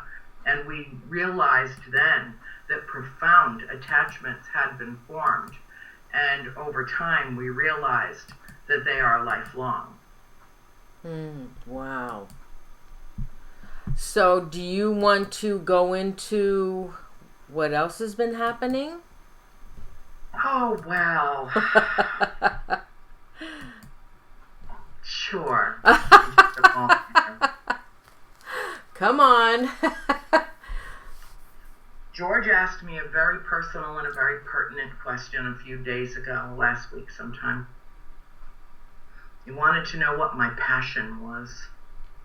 Now, do I feel passionate about our work together? Yes. Do I feel passionate about him as a person? Absolutely. Do I feel passionate about the book we're writing, the lectures that we do together, all of that? He's my para partner. He's like the other half of me. I adore the man.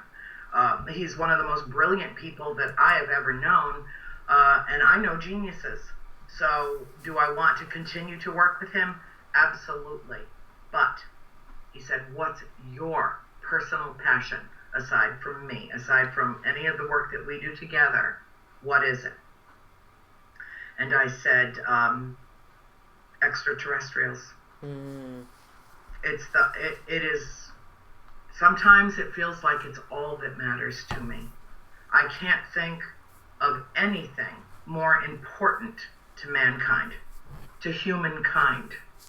I know, I don't just believe, I know that we are completely surrounded, and that anyone who wants to have an experience need only look up. They are all around us, omnipresent like God. And I'll tell you, the experiences that once I came to that realization, I've shared with you a couple of times on your show about some experiences that I've had. But I think the last time that I talked with you, and the last time that I shared anything with you live on the air, was sometime in November. And some things have happened since then.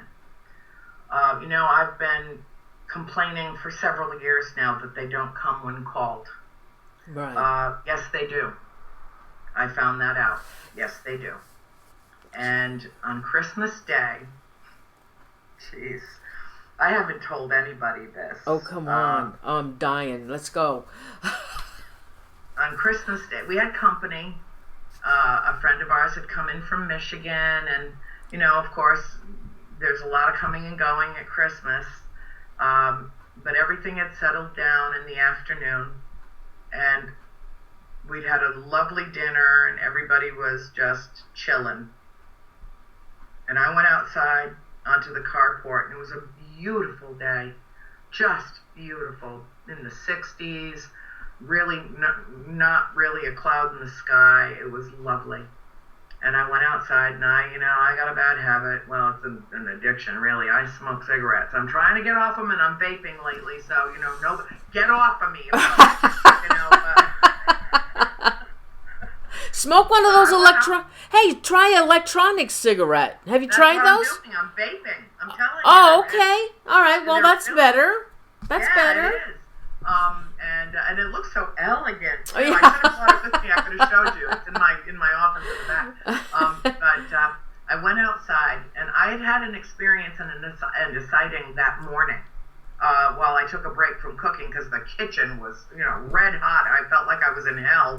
And the oven's going, 4 burners are going, all the windows are open, and it's still hot as hell in there. And so I went outside earlier in the morning, and I saw a couple of things that there was no mistaking, and I knew they were around. And I talk to them very frequently, so I hope nobody thinks I don't care who thinks I'm a nut job. I know what I know. But anyway, that happened, and then we came in, and it was dinner, and it was crazy. So I snuck outside about 4 o'clock that afternoon, and where I stand on the carport, I've got a perfect view of the entire southwestern sky, and the only obstruction to it is a close by line of trees. And I went out there, and I sat down in the chair that I have strictly for me out there. I give others permission to use it occasionally, but it is my chair.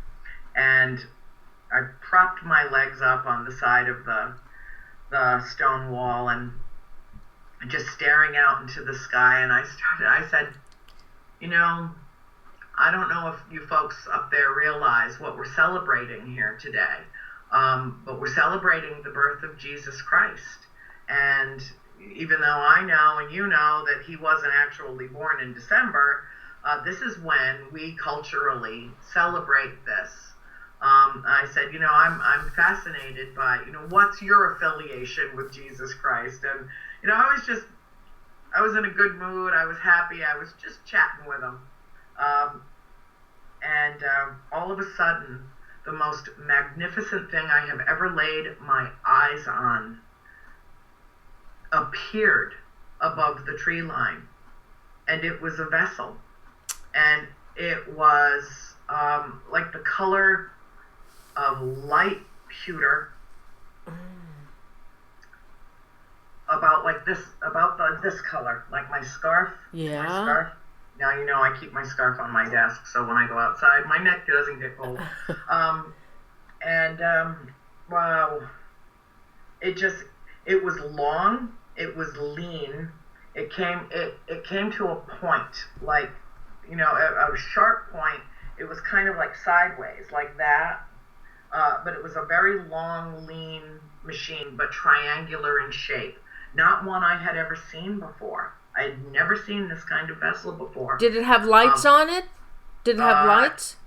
It had one light that it used to make direct contact with me. One light shot right out of the side of it, directly into my line of sight. And that's how it identified itself, actually. I didn't even see it until it hit me with the beam of light, and then my eyes went over to that side of, I was looking elsewhere in the sky, and my eyes went right to it, and it was hovering right above the tree line. At a great distance. I mean, I can guarantee you that the vessel was much larger than it appeared to me. It was at quite a distance, but how it manifested, how it showed itself, it uncloaked. First I saw the light, and then the whole ship appeared, and I was Andrea, breathless. honey, did it make any sound? Nope. No sound. Not a sound. Not a sound. Absolutely silent. Okay, so it wasn't quite above your head. It was like in front of you? Yes. Okay. It was in front of me, over the top of the tree line, but I could tell it was quite high up.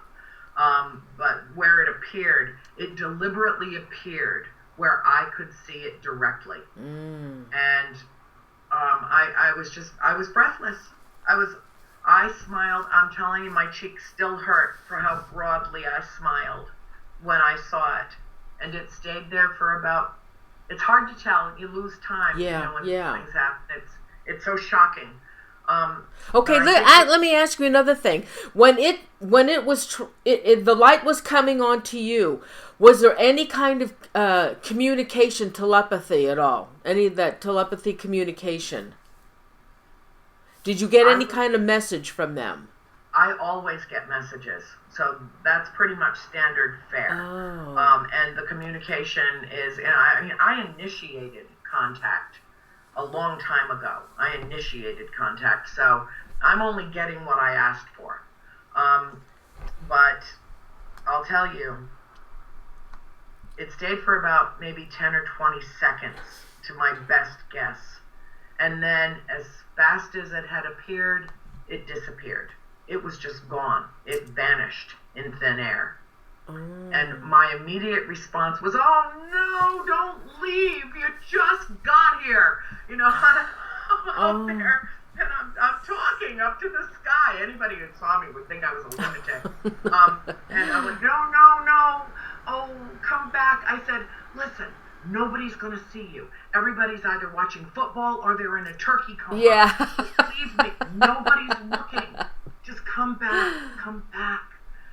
And it did. No way. It did. And then it stayed again for roughly the same length of time. I swear to God, Norene. I swear to God.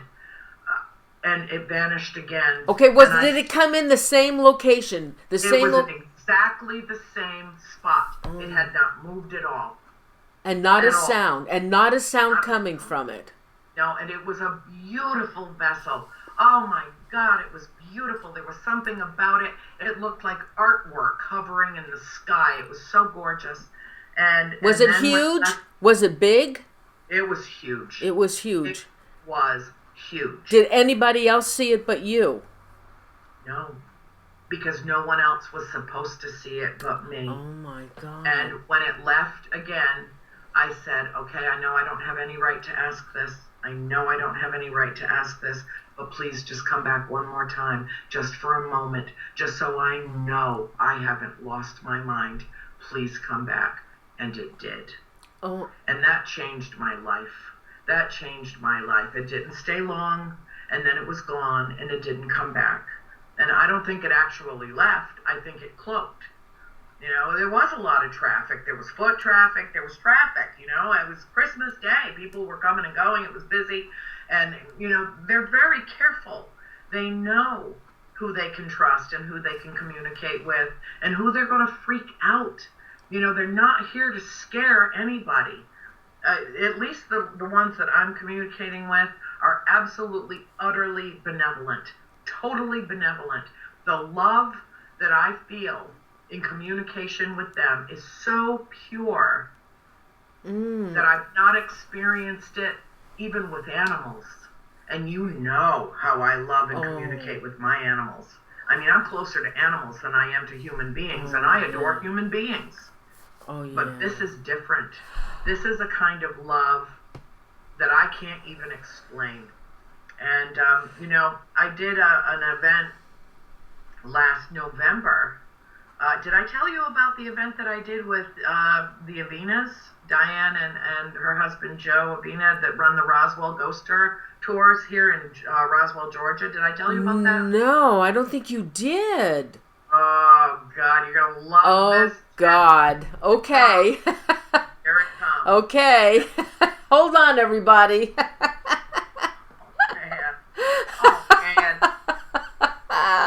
Okay, I freaked myself out, okay? Let's just, that can be the preface to this little story. I freaked myself out. Oh, my God. George and I went and did an event in November with Joe and Diana Avina. Two of the, oh my God, wonderful people. Holy cow, are they great. Anybody that wants to do the ghost tour in Roswell, Georgia, just get in touch with them on Facebook and do it. Go. I mean, they are so good at what they do.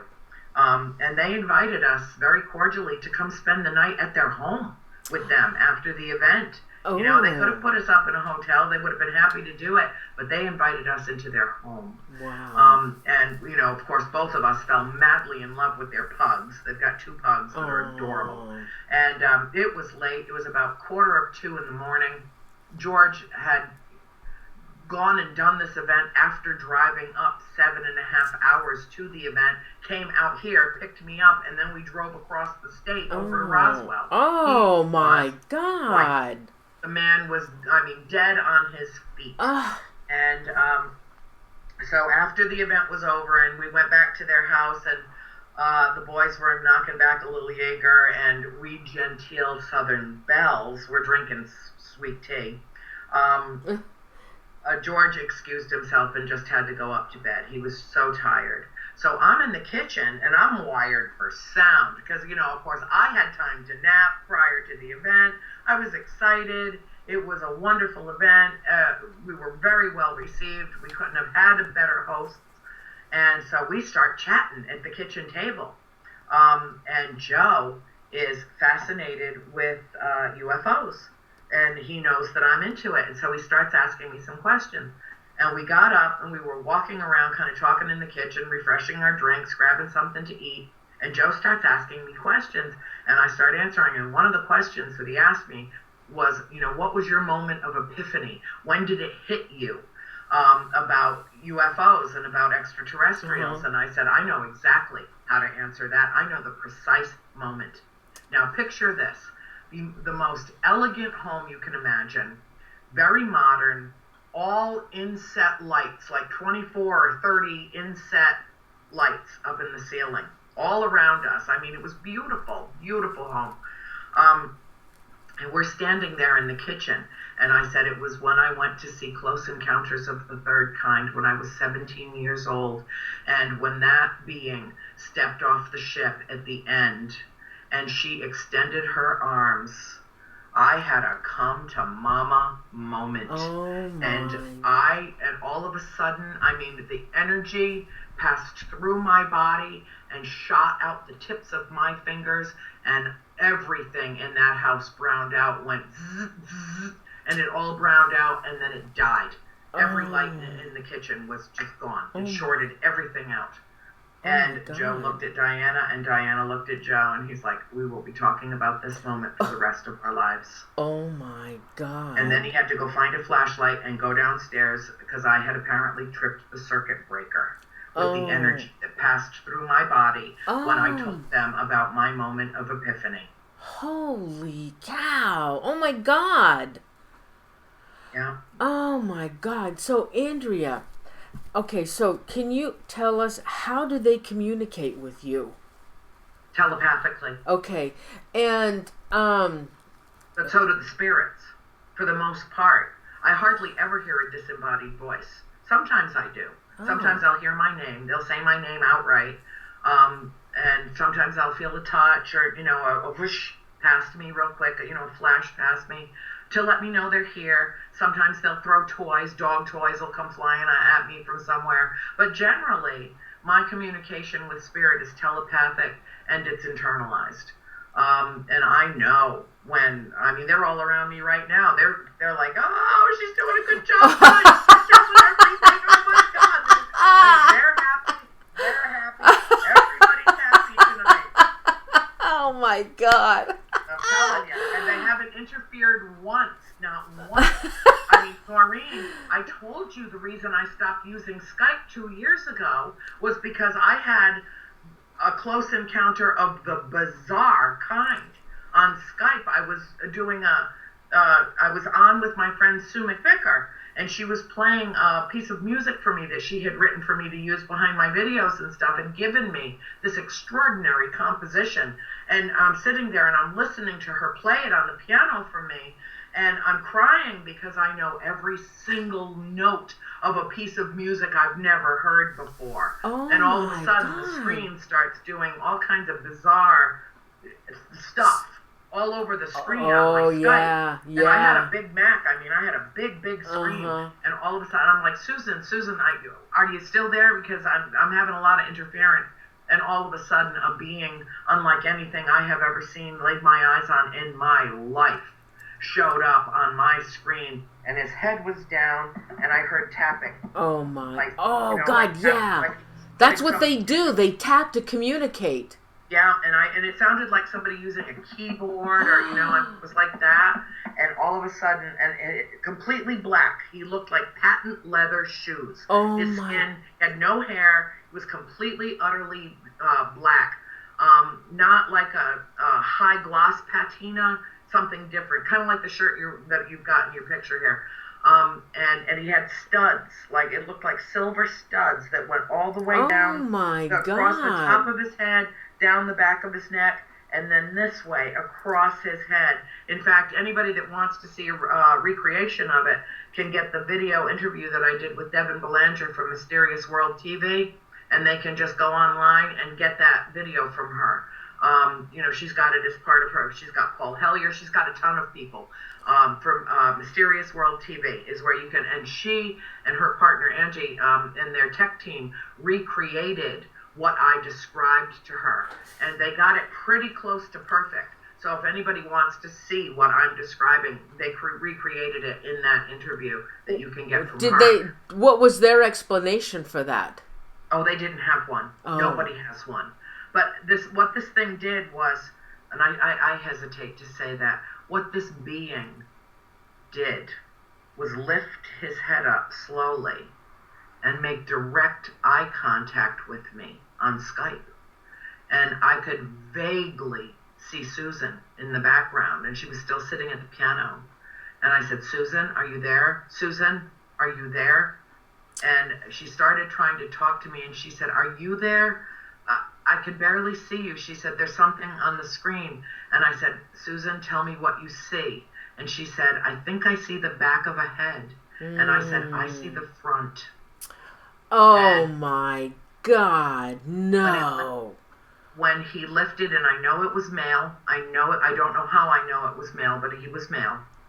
And when he lifted his eyes, his face up, he had two laser red orb eyes that were quite large, that looked like about like that, a good size, maybe like the size of a nickel, big, shooting directly into my eyes, directly.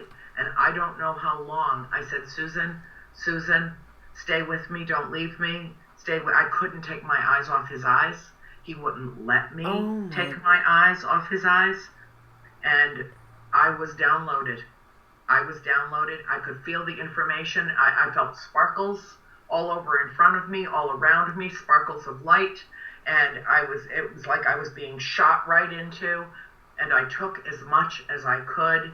And then I started fishing around, because I couldn't break my stare from him. And I was trying to feel for the mouse, find the mouse. Where's the mouse on the damn desk? Where's the mouse? And I finally found it. And I took my cursor over and I disconnected the call. Oh my God. And then my phone rang instantly, and it was Susan, and I was sobbing. I was uncontrollable. It was just pouring out of me. My whole body felt electrified. I was literally vibrating. My mother didn't know what to do. She just didn't know what to do to help me. There was no comforting me. There was no consoling me. There was no calming me. I had the most significant experience of my life on a computer screen. Oh my God. How many people have you told this experience to? Have you told anybody? Well, I know you talk to people in the UFO field. Have you ever told anybody about that?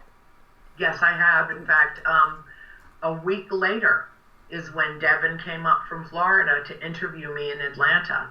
And we did a 4-hour sit-down interview, and about 2/3 of the way through it, which she was going to condense down to a 2-hour movie, which she did, which is what I just, shared with people.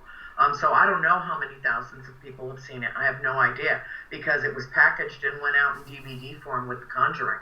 So who knows how many people have actually seen this interview that I did with her. But about 2/3 of the way through, and we're talking about the books and the books and the books and stories, and I'm sharing all kinds of stuff about House of Darkness, House of Light, and out of left field, a week after this event occurred, she says to me, so have you ever had any encounters with extraterrestrials? And I was like, I looked into one of the 3 HD cameras that were focused on us, and I said, I'll tell you, but you can't use this film footage. And she agreed. She would not use the film footage, but she wanted to know. And I spilled my guts, and I told her everything that had happened that day. And about 6 months later, after she'd processed and done the reenactments, and, you know, I mean, it's a big deal putting one of these things together. Anybody that's ever done it knows how much dedication and work goes into putting a documentary together. And she had done a brilliant job. Brilliant. She and her staff, her team. And she called me up one day and she said, in her proper British, Andrea, I'm sending you the video. I need you to proof it for me. Don't say no. I knew immediately what she was talking about. Immediately. And it took me a while to watch it. I mean, it was like, I had a lot of stuff going on. I could have fit time in to watch that. I just couldn't. I couldn't. It took about 2 weeks for me to review it. She had to prompt me because she needed to get it into production, and I was now officially holding her up. You know, and I felt bad about that, but I mean, this was very emotional for me. This was a real wow moment in my life, having seen that being and have him communicate with me the way that he did, and being so shocked by the looks of him. It was really stunning. And so I finally, you know, it was set on private view on YouTube for me to look at, and I went and I watched it. And it was the ultimate leap of faith for me, Norene. I called her back and I said, yes, you can use it. And so, you know, I had always tried to compartmentalize my experiences with spirit versus my experiences with extraterrestrials, both of which began at the farm when I was 12 years old. I have no recollection of having any kind of experience of a supernatural, paranormal nature prior to that age. I knew I had an inordinately close relationship and was able to talk with animals and understand animals. I knew that about myself. And I knew that I was a faith seeker, that I had an intrinsic faith about me, a belief that there was something so benevolent, so good, so pure, that no matter what I encountered in life, I knew that there was something better. I just knew that from childhood. But it wasn't until we moved to the farm that I had my first experience with spirit, and then shortly thereafter, my first experience with UFOs. And it's never stopped the rest of my life. I still have a feeling that you might have been abducted. I hear so often from people that have been abducted are given these gifts of being a psychic, of having all kinds of things. And when you were 12 years old, when you were 12 years old, before you went to the farm, I'm trying to how different did you become after moving on to the farm? I know you don't talk like your sisters, and you're very different from your sisters. And do you notice the change of how you were when you were 12 before you moved to the farm? No, I think that I always was intrinsically who I am. Even I was very precocious intellectually from a very young age. I think I came into this world. I don't call them gifts as much as certain abilities that I came to this world with. That I've just, have been nurtured and enhanced by the experiences that I've had. But I'll tell you, Norene, I do feel different. I've shared this with you before. Yeah. I have always felt like a misfit. I can't tell you how many times, like, Scarlett O'Hara standing, holding a carrot, screaming, never again, I mean, what am I doing here? What am I doing here? Why am I here? I don't belong here. No, this isn't where I come from, and why am I here? I mean, I have had angry moments not wanting to be on this planet, and it's a beautiful planet, and I love it, and I've enjoyed my 56 years for the most part, but I know I'm not from here. Andrea, when you have communication with these ETs, have you talked to them about that? No, but I did have an experience, not to my conscious recollection, and I say that a lot lately, but I did have an experience that I believe I shared with you during our last interview, and I know we're almost out of time, I'll reiterate it very quickly, but one morning in October, before I had to leave for a trip, I got up, it was about 5:30 in the morning, and my sister Chris was getting up for work, and I'd set the coffee. I told her to push the button and get the coffee going, and I would take her dog outside for a walk because it was freezing cold, and I had my full big robe on, and I was nice and warm. I knew I could handle it. And I grabbed a cigarette off the bar in the kitchen, and I walked out the back deck with Libby, took her out into the backyard in the playpen enclosed area. We've got a couple of acres, but there's one big area that's all fenced in to keep the dogs safe. Mm-hmm. We call it playpen, and it's right off the deck. And I'm standing there on the deck. It's not even sunrise yet. You know, sun's not even crested, and that's where it rises, right? I'm facing the eastern horizon. And I could see, I lit my cigarette, and I could see the fire on the tip of the cigarette, and a moment later, I couldn't find the cigarette. It was gone. It was like it had literally disappeared out of my hands. And I'm looking, it's dark out, and I'm looking, and I don't see any signs of fire anywhere around me. And, you know, I was a little aggravated because they're not cheap, and how could I have lost it? You know, did I smoke the whole thing? I checked the ashtray, there's no sign, it was a clean ashtray. I looked down under the deck, nothing. And then I was like, I'll just go get another one. You know, I must have been daydreaming, and I smoked it, and I don't know what happened. And I went back in the house, and before I did, I started calling Libby, come, because it was freezing cold, really cold, like in the teens, which is unusual for Georgia, but it was very cold that morning. We got a real cold snap in October, and I'm like, Libby, come, and I couldn't hear her. I didn't hear her sloughing around in the leaves, which makes some noise, and I was like, Libby, come. Don't make me come down there and get you. You come in the house now. And, you know, and I use that little threatening tone because it gets her ass up the steps, yeah. But I would, never act on it. I love her to pieces. And she would come. And so I walked in the house. I went to go get another cigarette. And I walked through the parlor, through the dining room, through the kitchen, through the dining room.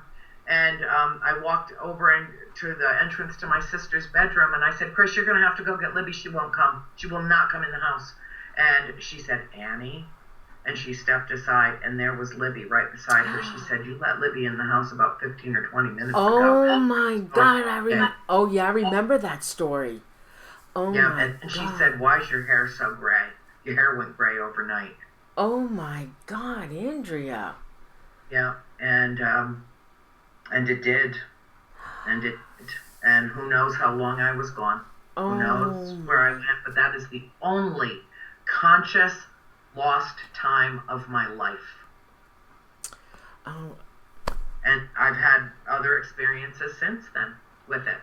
Honey, is it 10:59 really? Because didn't we just start this interview like 10 minutes ago? Really? Well, so what are your plans? What do you want? What are you going to do with this? I don't know. I'm letting it unfold. I know I need to write about my experiences. They've been so numerous and so multiple in my life. I think that it's very important. I can't think of anything more important. I need to figure out whatever I need to do to help them help us. Whatever they ask me to do, I'm in. I'm all in. Okay, Andrea, what if it's something they ask you to do, but you can't do it? It's out of your hands. They wouldn't ask me to do anything that was out of my hands. Okay. And they would help me find a way. The connection is very strong. It's very pure. I don't understand it. I hope for further contact. I would love. I'm waiting. I'm as patiently as possible waiting. I know what's coming. This is a year unlike any other in the course of human history. You think there was a lot of disclosure around the world in 2014? You have no idea what's coming, Norene. This is it. It's now. Can you tell us a little what's going to come? Can you talk about that? I can't yet, but I will. For our next time together, I will. Okay. I'm not trying to be mysterious or weird. No, that's okay. I need some more clarity myself before I can legitimately share what I know. I guess that's the best way to put it. Wow. How often do you speak to these ETs? Every day, every night, every time I go outside, sometimes while I'm inside. They're all around us. They're all around us, Norene. They're with us. This is an occupied planet. We live in a multi-dimensional universe. They can go from point A to point B across the universe in a split second. Okay, so what I want to ask you then, if in this communication with them, do they always show up with a spaceship? No. Okay. No, not always. A lot of times it's light anomalies. One time I was with my producer, Les Anderson. A lot of times these things happen. I've been counseling people who want, friends who want to have contact. And I've been telling them exactly how. And they're getting stuff all over the place. I mean, and it's all, for some reason, it's been all men that have asked me, what to do to have contact. And I just tell them it's so simple. It's just the same exact answer as it is if you want to have contact with spirit. Talk to them. Acknowledge them. They will make their presence known. I go outside every day and I say, as almost like a prayer or a mantra, be known to me. Be known to me. Oh my. And they are. I think a lot of people might be afraid that they would be abducted because of all the horrible stories you hear about abductions. There have been abductions in the past. They have virtually stopped. I don't know why, but I think it was because one race put some pressure to bear on another. Stop that. You're scaring them. You're hurting them. You're hurting their animals. Stop it. They have other ways of communicating with us now. See, they're very pragmatic and they're very scientific. And the race that was abducting and doing, what they were doing, you just don't even really hear very much about that anymore. It has virtually stopped. They're downloading us now. They're downloading us through our computers, all of our equipment, our televisions, our telephones. I mean, anybody that they're making direct contact with now and feeding information to, they're doing it electronically. Well, our DNA has changed. Yes. Yes. And, oh God, I was going to ask you a question about that. I know our DNA has changed, and they changed it. Now, I also understand that at one time, human beings lived a lot longer than we do now, and they're the ones that did something to us where we don't live that long anymore. Do you know anything about that? I do know some things about that. I also know about genetic memory, and I also know about DNA manipulation, and I also know that blue-eyed and green-eyed people with the Rh negative blood factor did not exist on this planet prior to the last ice age. That I know. We are genetic mutations. Exactly, I know that. Now, would you please ask them? I want you to ask them. Would they please let us live a lot longer? I would love to live to be 200. I mean, that would be so awesome to live to 200, at least 200. And I'm wondering if they can go back and change that. What they're capable of doing, Norene, I don't want to freak people out. I really don't. I want to ease people into the knowledge that this is benevolent, loving contact. They are gathering around us with purpose and reason. According to the great hypnotherapist, God rest her soul, Dolores Cannon, said they are gathering in droves to welcome us into the galactic community, and they've got a ringside seat to the best show in the universe, and they're gathering to see whether we self-destruct or whether we ascend. I know what side I'm coming down on, and I know the work that's got to be done to stop the destruction on this planet. Mm-hmm. That's going to take a lot of work, Andrea. I'll do it till the day I drop dead. I will never stop. Now, have you ever talked to them about humans and how awful the treatment is of each other, and the treatment of animals, and look at ISIS, the horrible things that they're doing? Do you ever talk to them like that? All the time. You do? I beg for their intervention, and I consider it divine intervention. Now, what ISIS is doing, and believe me, you know, I've gotten in trouble with George. I've gotten in trouble with a lot of people about speaking my mind on this subject. And as far as I'm concerned with ISIS and Al-Qaeda and terrorists around the world, I say, personally, and you know me, I'm a pacifist, I'm a peace-loving woman. I am all about light and love. Blow them off the planet back to the dark ages where they belong and where they came from. I have to Be agree. gone off the planet. The pestilence off the planet. That's how I feel about them. And people might consider that that is very contrary to my light and love. Well, you know who I light and love are their victims. That's who I care about, not them.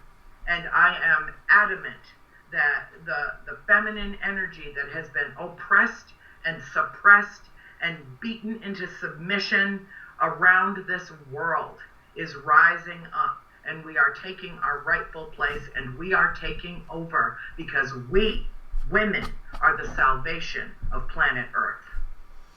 It just seems to get worse all the time, though, Andrea. The animal abuse and human abuse just seems to get worse all the time. It doesn't seem to get any better. I know, but it can, and it will. And part of what we need to do, thoughts are things, Norene. Thoughts are things. Think, raise your vibration, raise your frequency, raise your wavelength. You know, I tell people all the time, if you tap into my books, you'll understand when you're done that what you have done is you've raised your vibration to understand where this is coming from. And people tell me all the time, it completely changed them. They think and feel differently about everything, not just paranormal stuff, everything, after reading the stories. Well, it's the same kind of thing with this interaction. The only way, I mean, yeah, you know, blow them away, blow them up, you know, whatever you have to do, do it. That's what we've got armies for, until there's no longer a necessity for armies. But, you know, and George says, you know, won't another group come in to take their place, you know, when you wipe them out? You know, that's a valid argument. I get that.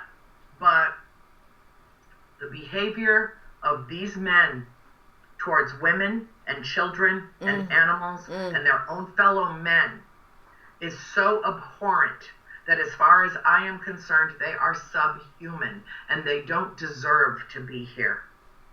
And so I wish them dead. I wish them dead and gone. And if someone comes to replace them and are as violent and as ugly and as abusive and as terroristic and torturous as these monsters, kill them too. That's how I feel about it. That's how I feel about it. I am a spiritual warrior, and I know that evil exists in this world. And if we lay down and accept it, it will run over us like a Mack truck. We have no choice but to fight it at every turn. And that is the nature of our existence. So good always conquers evil, Norene. Oh, always. I know that, honey. And if we could all raise our vibration and think positive thoughts. That's right. And to make this world better, will that will help? It absolutely does. You know, George and I talk about it. You've heard on the show. Every week we throw pebbles in the pond. Throw pebbles in the pond and watch the concentric circles. Every time you put out a positive, loving thought, you are changing the cosmic consciousness for the better. We can, in the same way that we were told by Buzz Aldrin that we had literally prayed the Apollo 13 back to Earth. Their chutes didn't open. They were gone for more than 4 minutes of unaccounted for time. And yet when they came back into our atmosphere, their chutes were open and they survived. And Buzz Aldrin says, I'm telling you, humanity prayed them back. I happen to think they had a little help. I do. That's just me. I think that 4 minutes of lost time, remember in the movie where they just weren't coming through, they weren't coming back, and they thought they had lost them, and then boom, and they were gone minutes longer than any re-entering vehicle had ever been before coming back to Earth. So what was going on in that lost time up there? I think somebody was thawing out their chutes and opening them for them. You know, I could be wrong. I don't know. It's just, I'm speculating here. But, you know, we prayed as a world, we prayed for their salvation after all that they had been to in Apollo 13. And I know the power of prayer. I've seen what the power of prayer does. And, you know, that tends to relegate it to religion, and you know how I feel about organized religion. I've offended a lot of people inadvertently by just simply stating my opinion about that. But, you know, prayer is not necessarily affiliated with a religion. You know, meditation is prayer. Going into yourself, going within, getting still and silent and listening to the voice within. That's prayerful. You know, you don't have to pray out to someone. Each one of us is a manifestation of God consciousness. Pray to yourself. Pray with yourself, for yourself, as an expression of God on this plane of action. And watch the difference that it will make. And so that's what, if I preach, that's what I preach.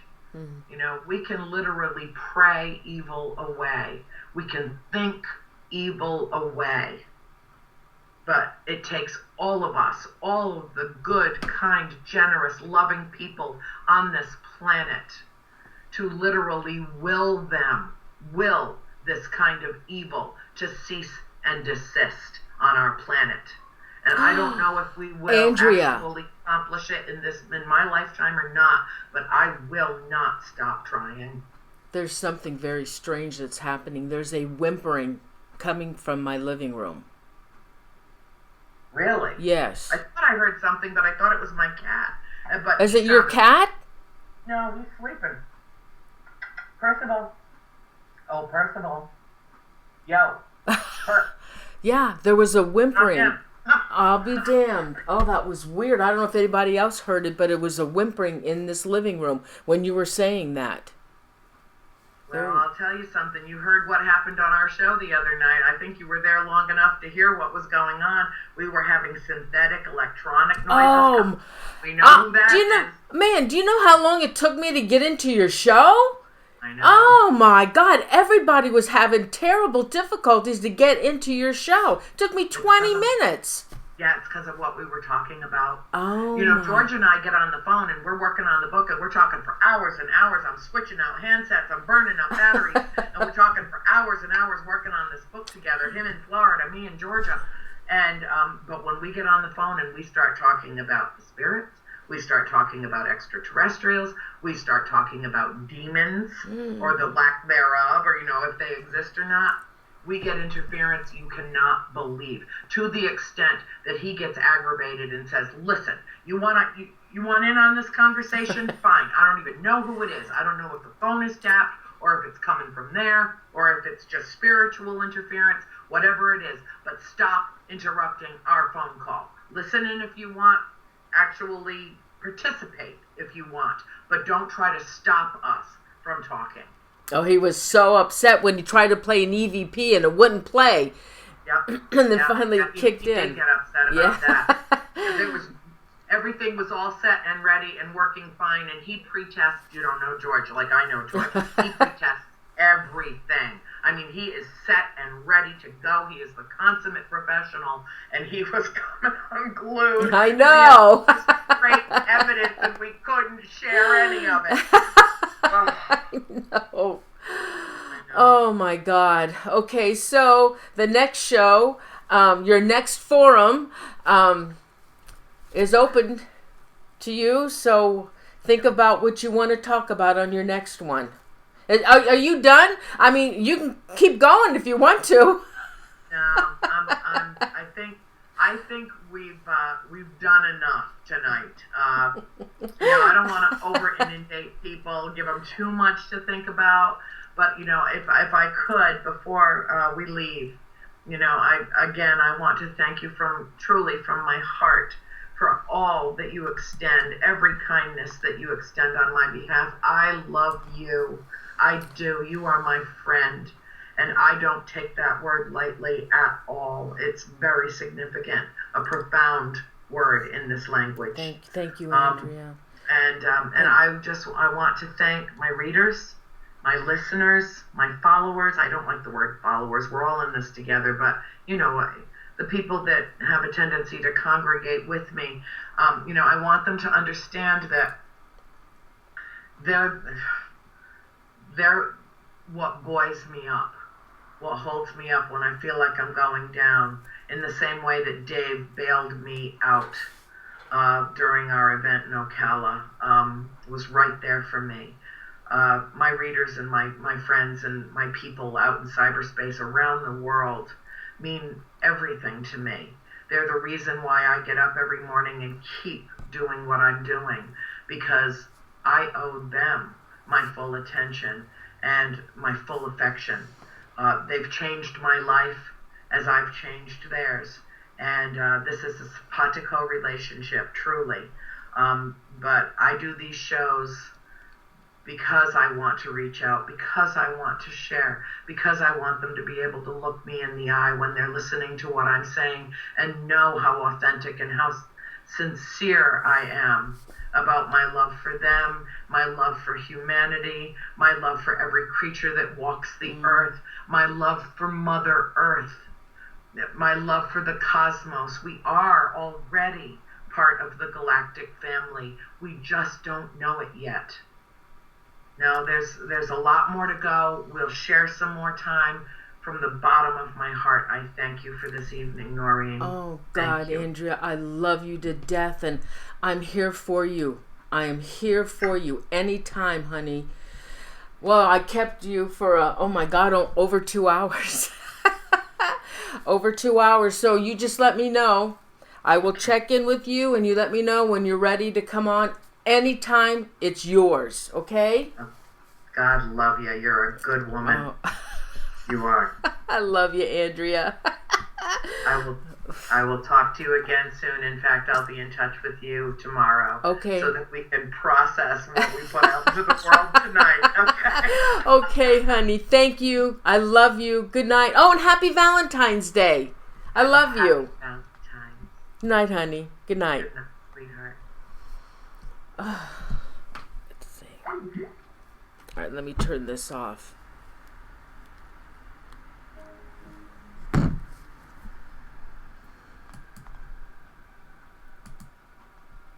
Oh boy. Oh, I gotta get this off. It's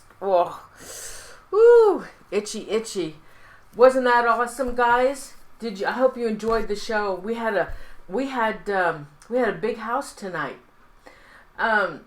Thanks everyone so much for joining me tonight, and Andrea and Dave.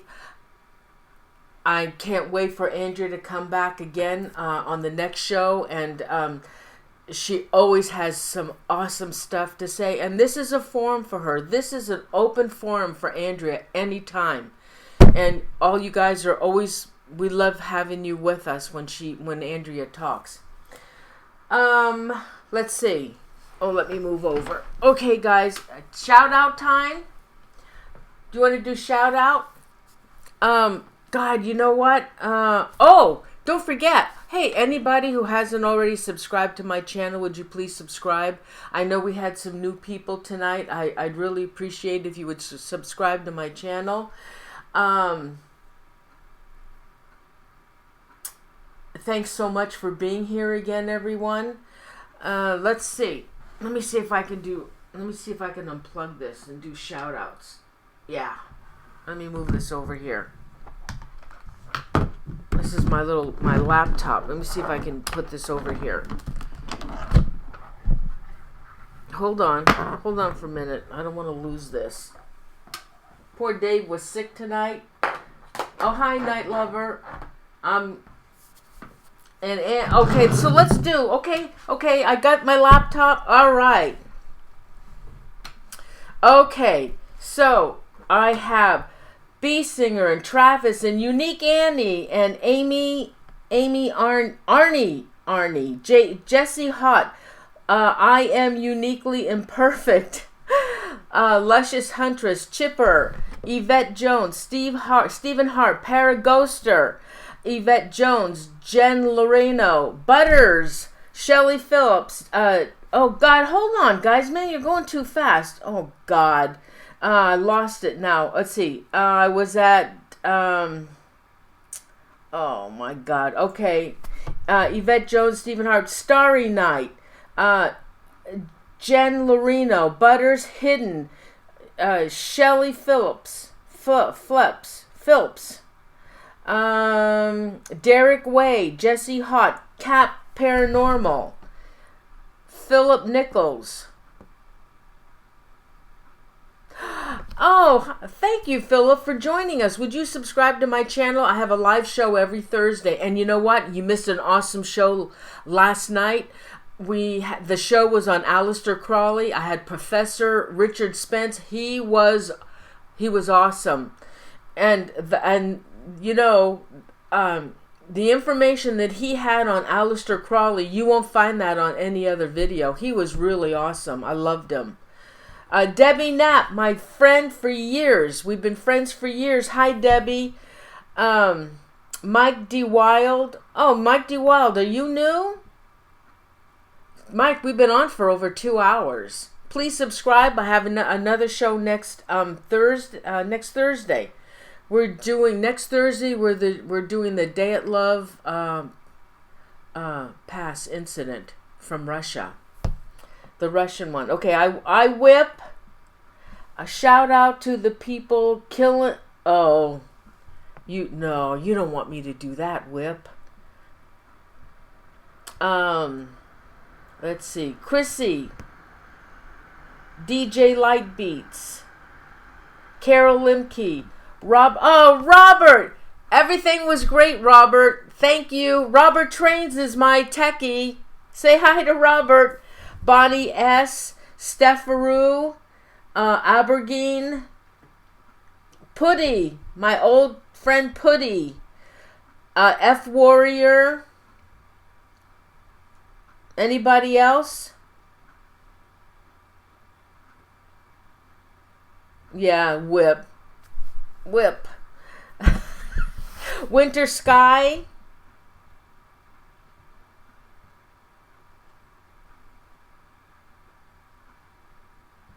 Yeah, Whip, you're absolutely right. Simon James Travis. Oh, Justin, how are you, Justin? Are you okay, honey? I sent you a message. Dash Han Stallings Carol. Martin Feister. Oh, hi, Martin. Liz Curley. Charlie. Miss you again, Charlie. Dash Han Stallings. Michelle Litchford. I forgot to say hi to you last night, Michelle.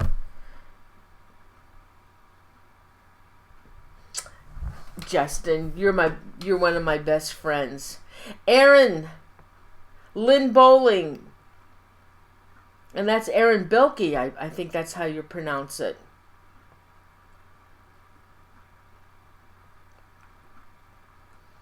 It's 8:25 here in the evening right now.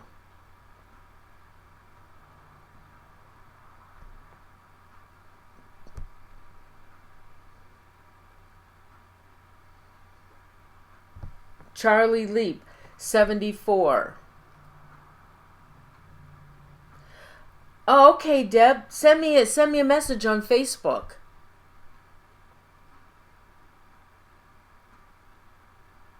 I have. Oh yeah, I know. It's from this. It's pretty. This one's a heavy one. Yeah, my purple. I had my purple on tonight. Did anybody else did I forget to say hi to? Yes, the Martin's from Denmark.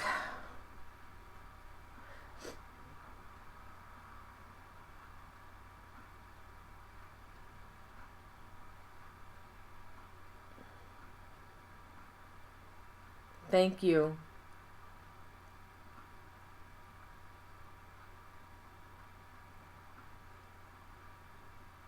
Arnie, yes. Hi, Night Lover.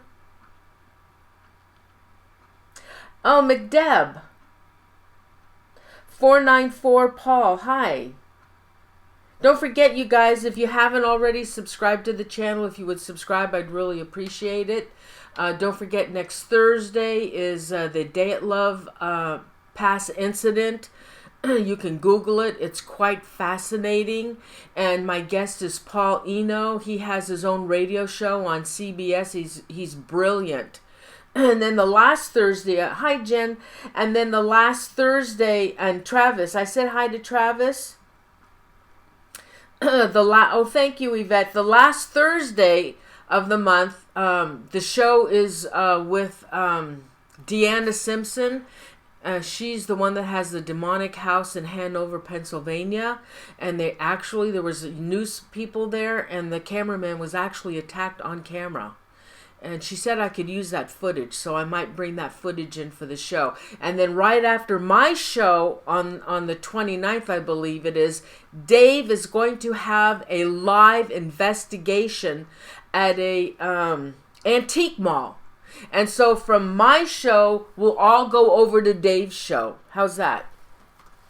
And I saw Darren Evans was in the show. Now I think you all know who Darren Evans is, the one Zozo, the Ouija board.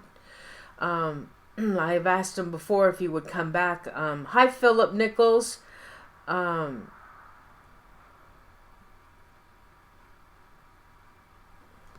Use what? Oh, they didn't kill her. Oh no. Oh my God.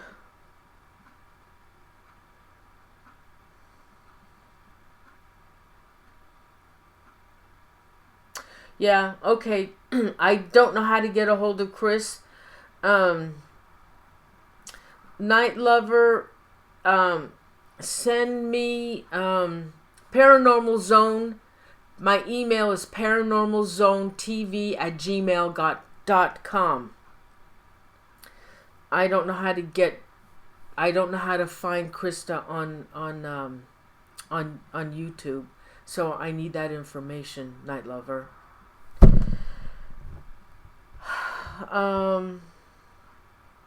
All right. Okay, well, I guess that's it. I just want to thank you all again. Ginger, what happened to Ginger? She was in earlier. Maybe she had to go.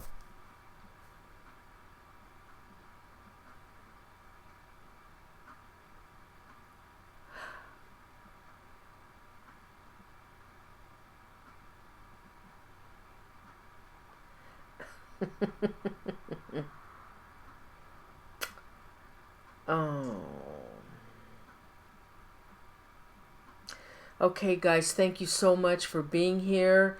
I sometimes wish chat had an actual audio so we could all talk to one another. Wouldn't that be awesome if YouTube did that? I mean, if they had it, I'd even pay for it if they had that. We could all talk. Okay. Oh, she had to go. Okay. All right, guys.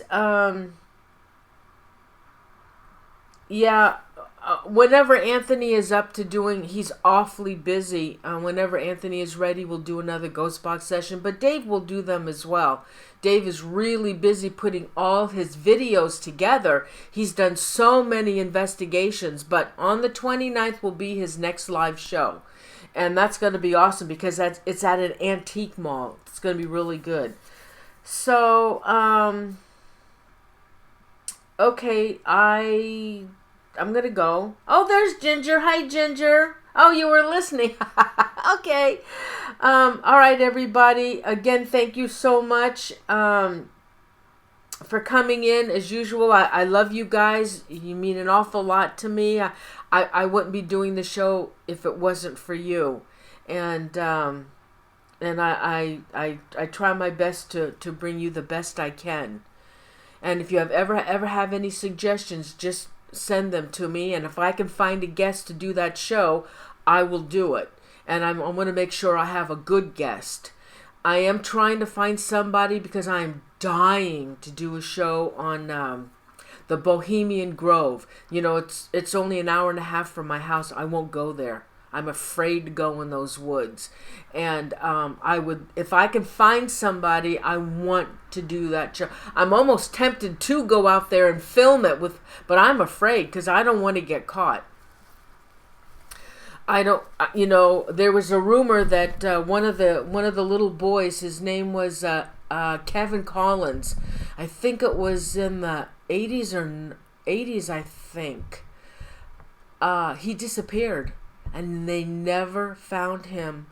And somebody said that, it was actually on YouTube. Somebody said that they had kidnapped him and they sacrificed him at the Bohemian Grove.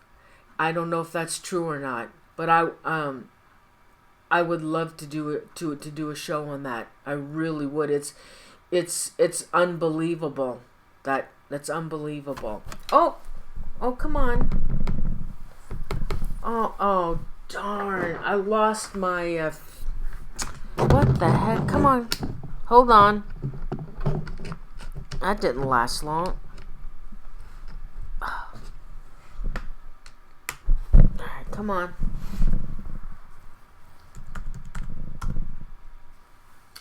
Okay. Alright, so I guess I'll say goodnight. You would? A Paranormal Zone TV shirt? There's a lot of videos on that Bohemian Grove. I actually sent a message to that Alex Jones, and he's really big time, and he probably won't even respond to me. But I sent him a message anyway. But I will find somebody to do that show. Yeah, I did. I was watching that the other day. I started watching it. There's a lot of people that don't like that Alex Jones either. All right, guys. You guys all must be tired. It's late. I mean, it's only 8:30 here, but it's late where you are, I'm sure. So, yeah. Oh, yeah? Okay, well, I doubt if he'll respond to me, but I gave it a try anyway. So, like I said, any suggestions that you have for a show, send me a message, and, but I got some really good shows coming up. I'm booked through all the way through March. So, I have to start, finding guests for the rest of the year. You know, it's really difficult. It takes a lot of work to try and find topics that I think you all like and find a guest as well. So I'm doing my best. And so everybody, yeah, I know, Whip. All right, everybody. So I'm going to say good night.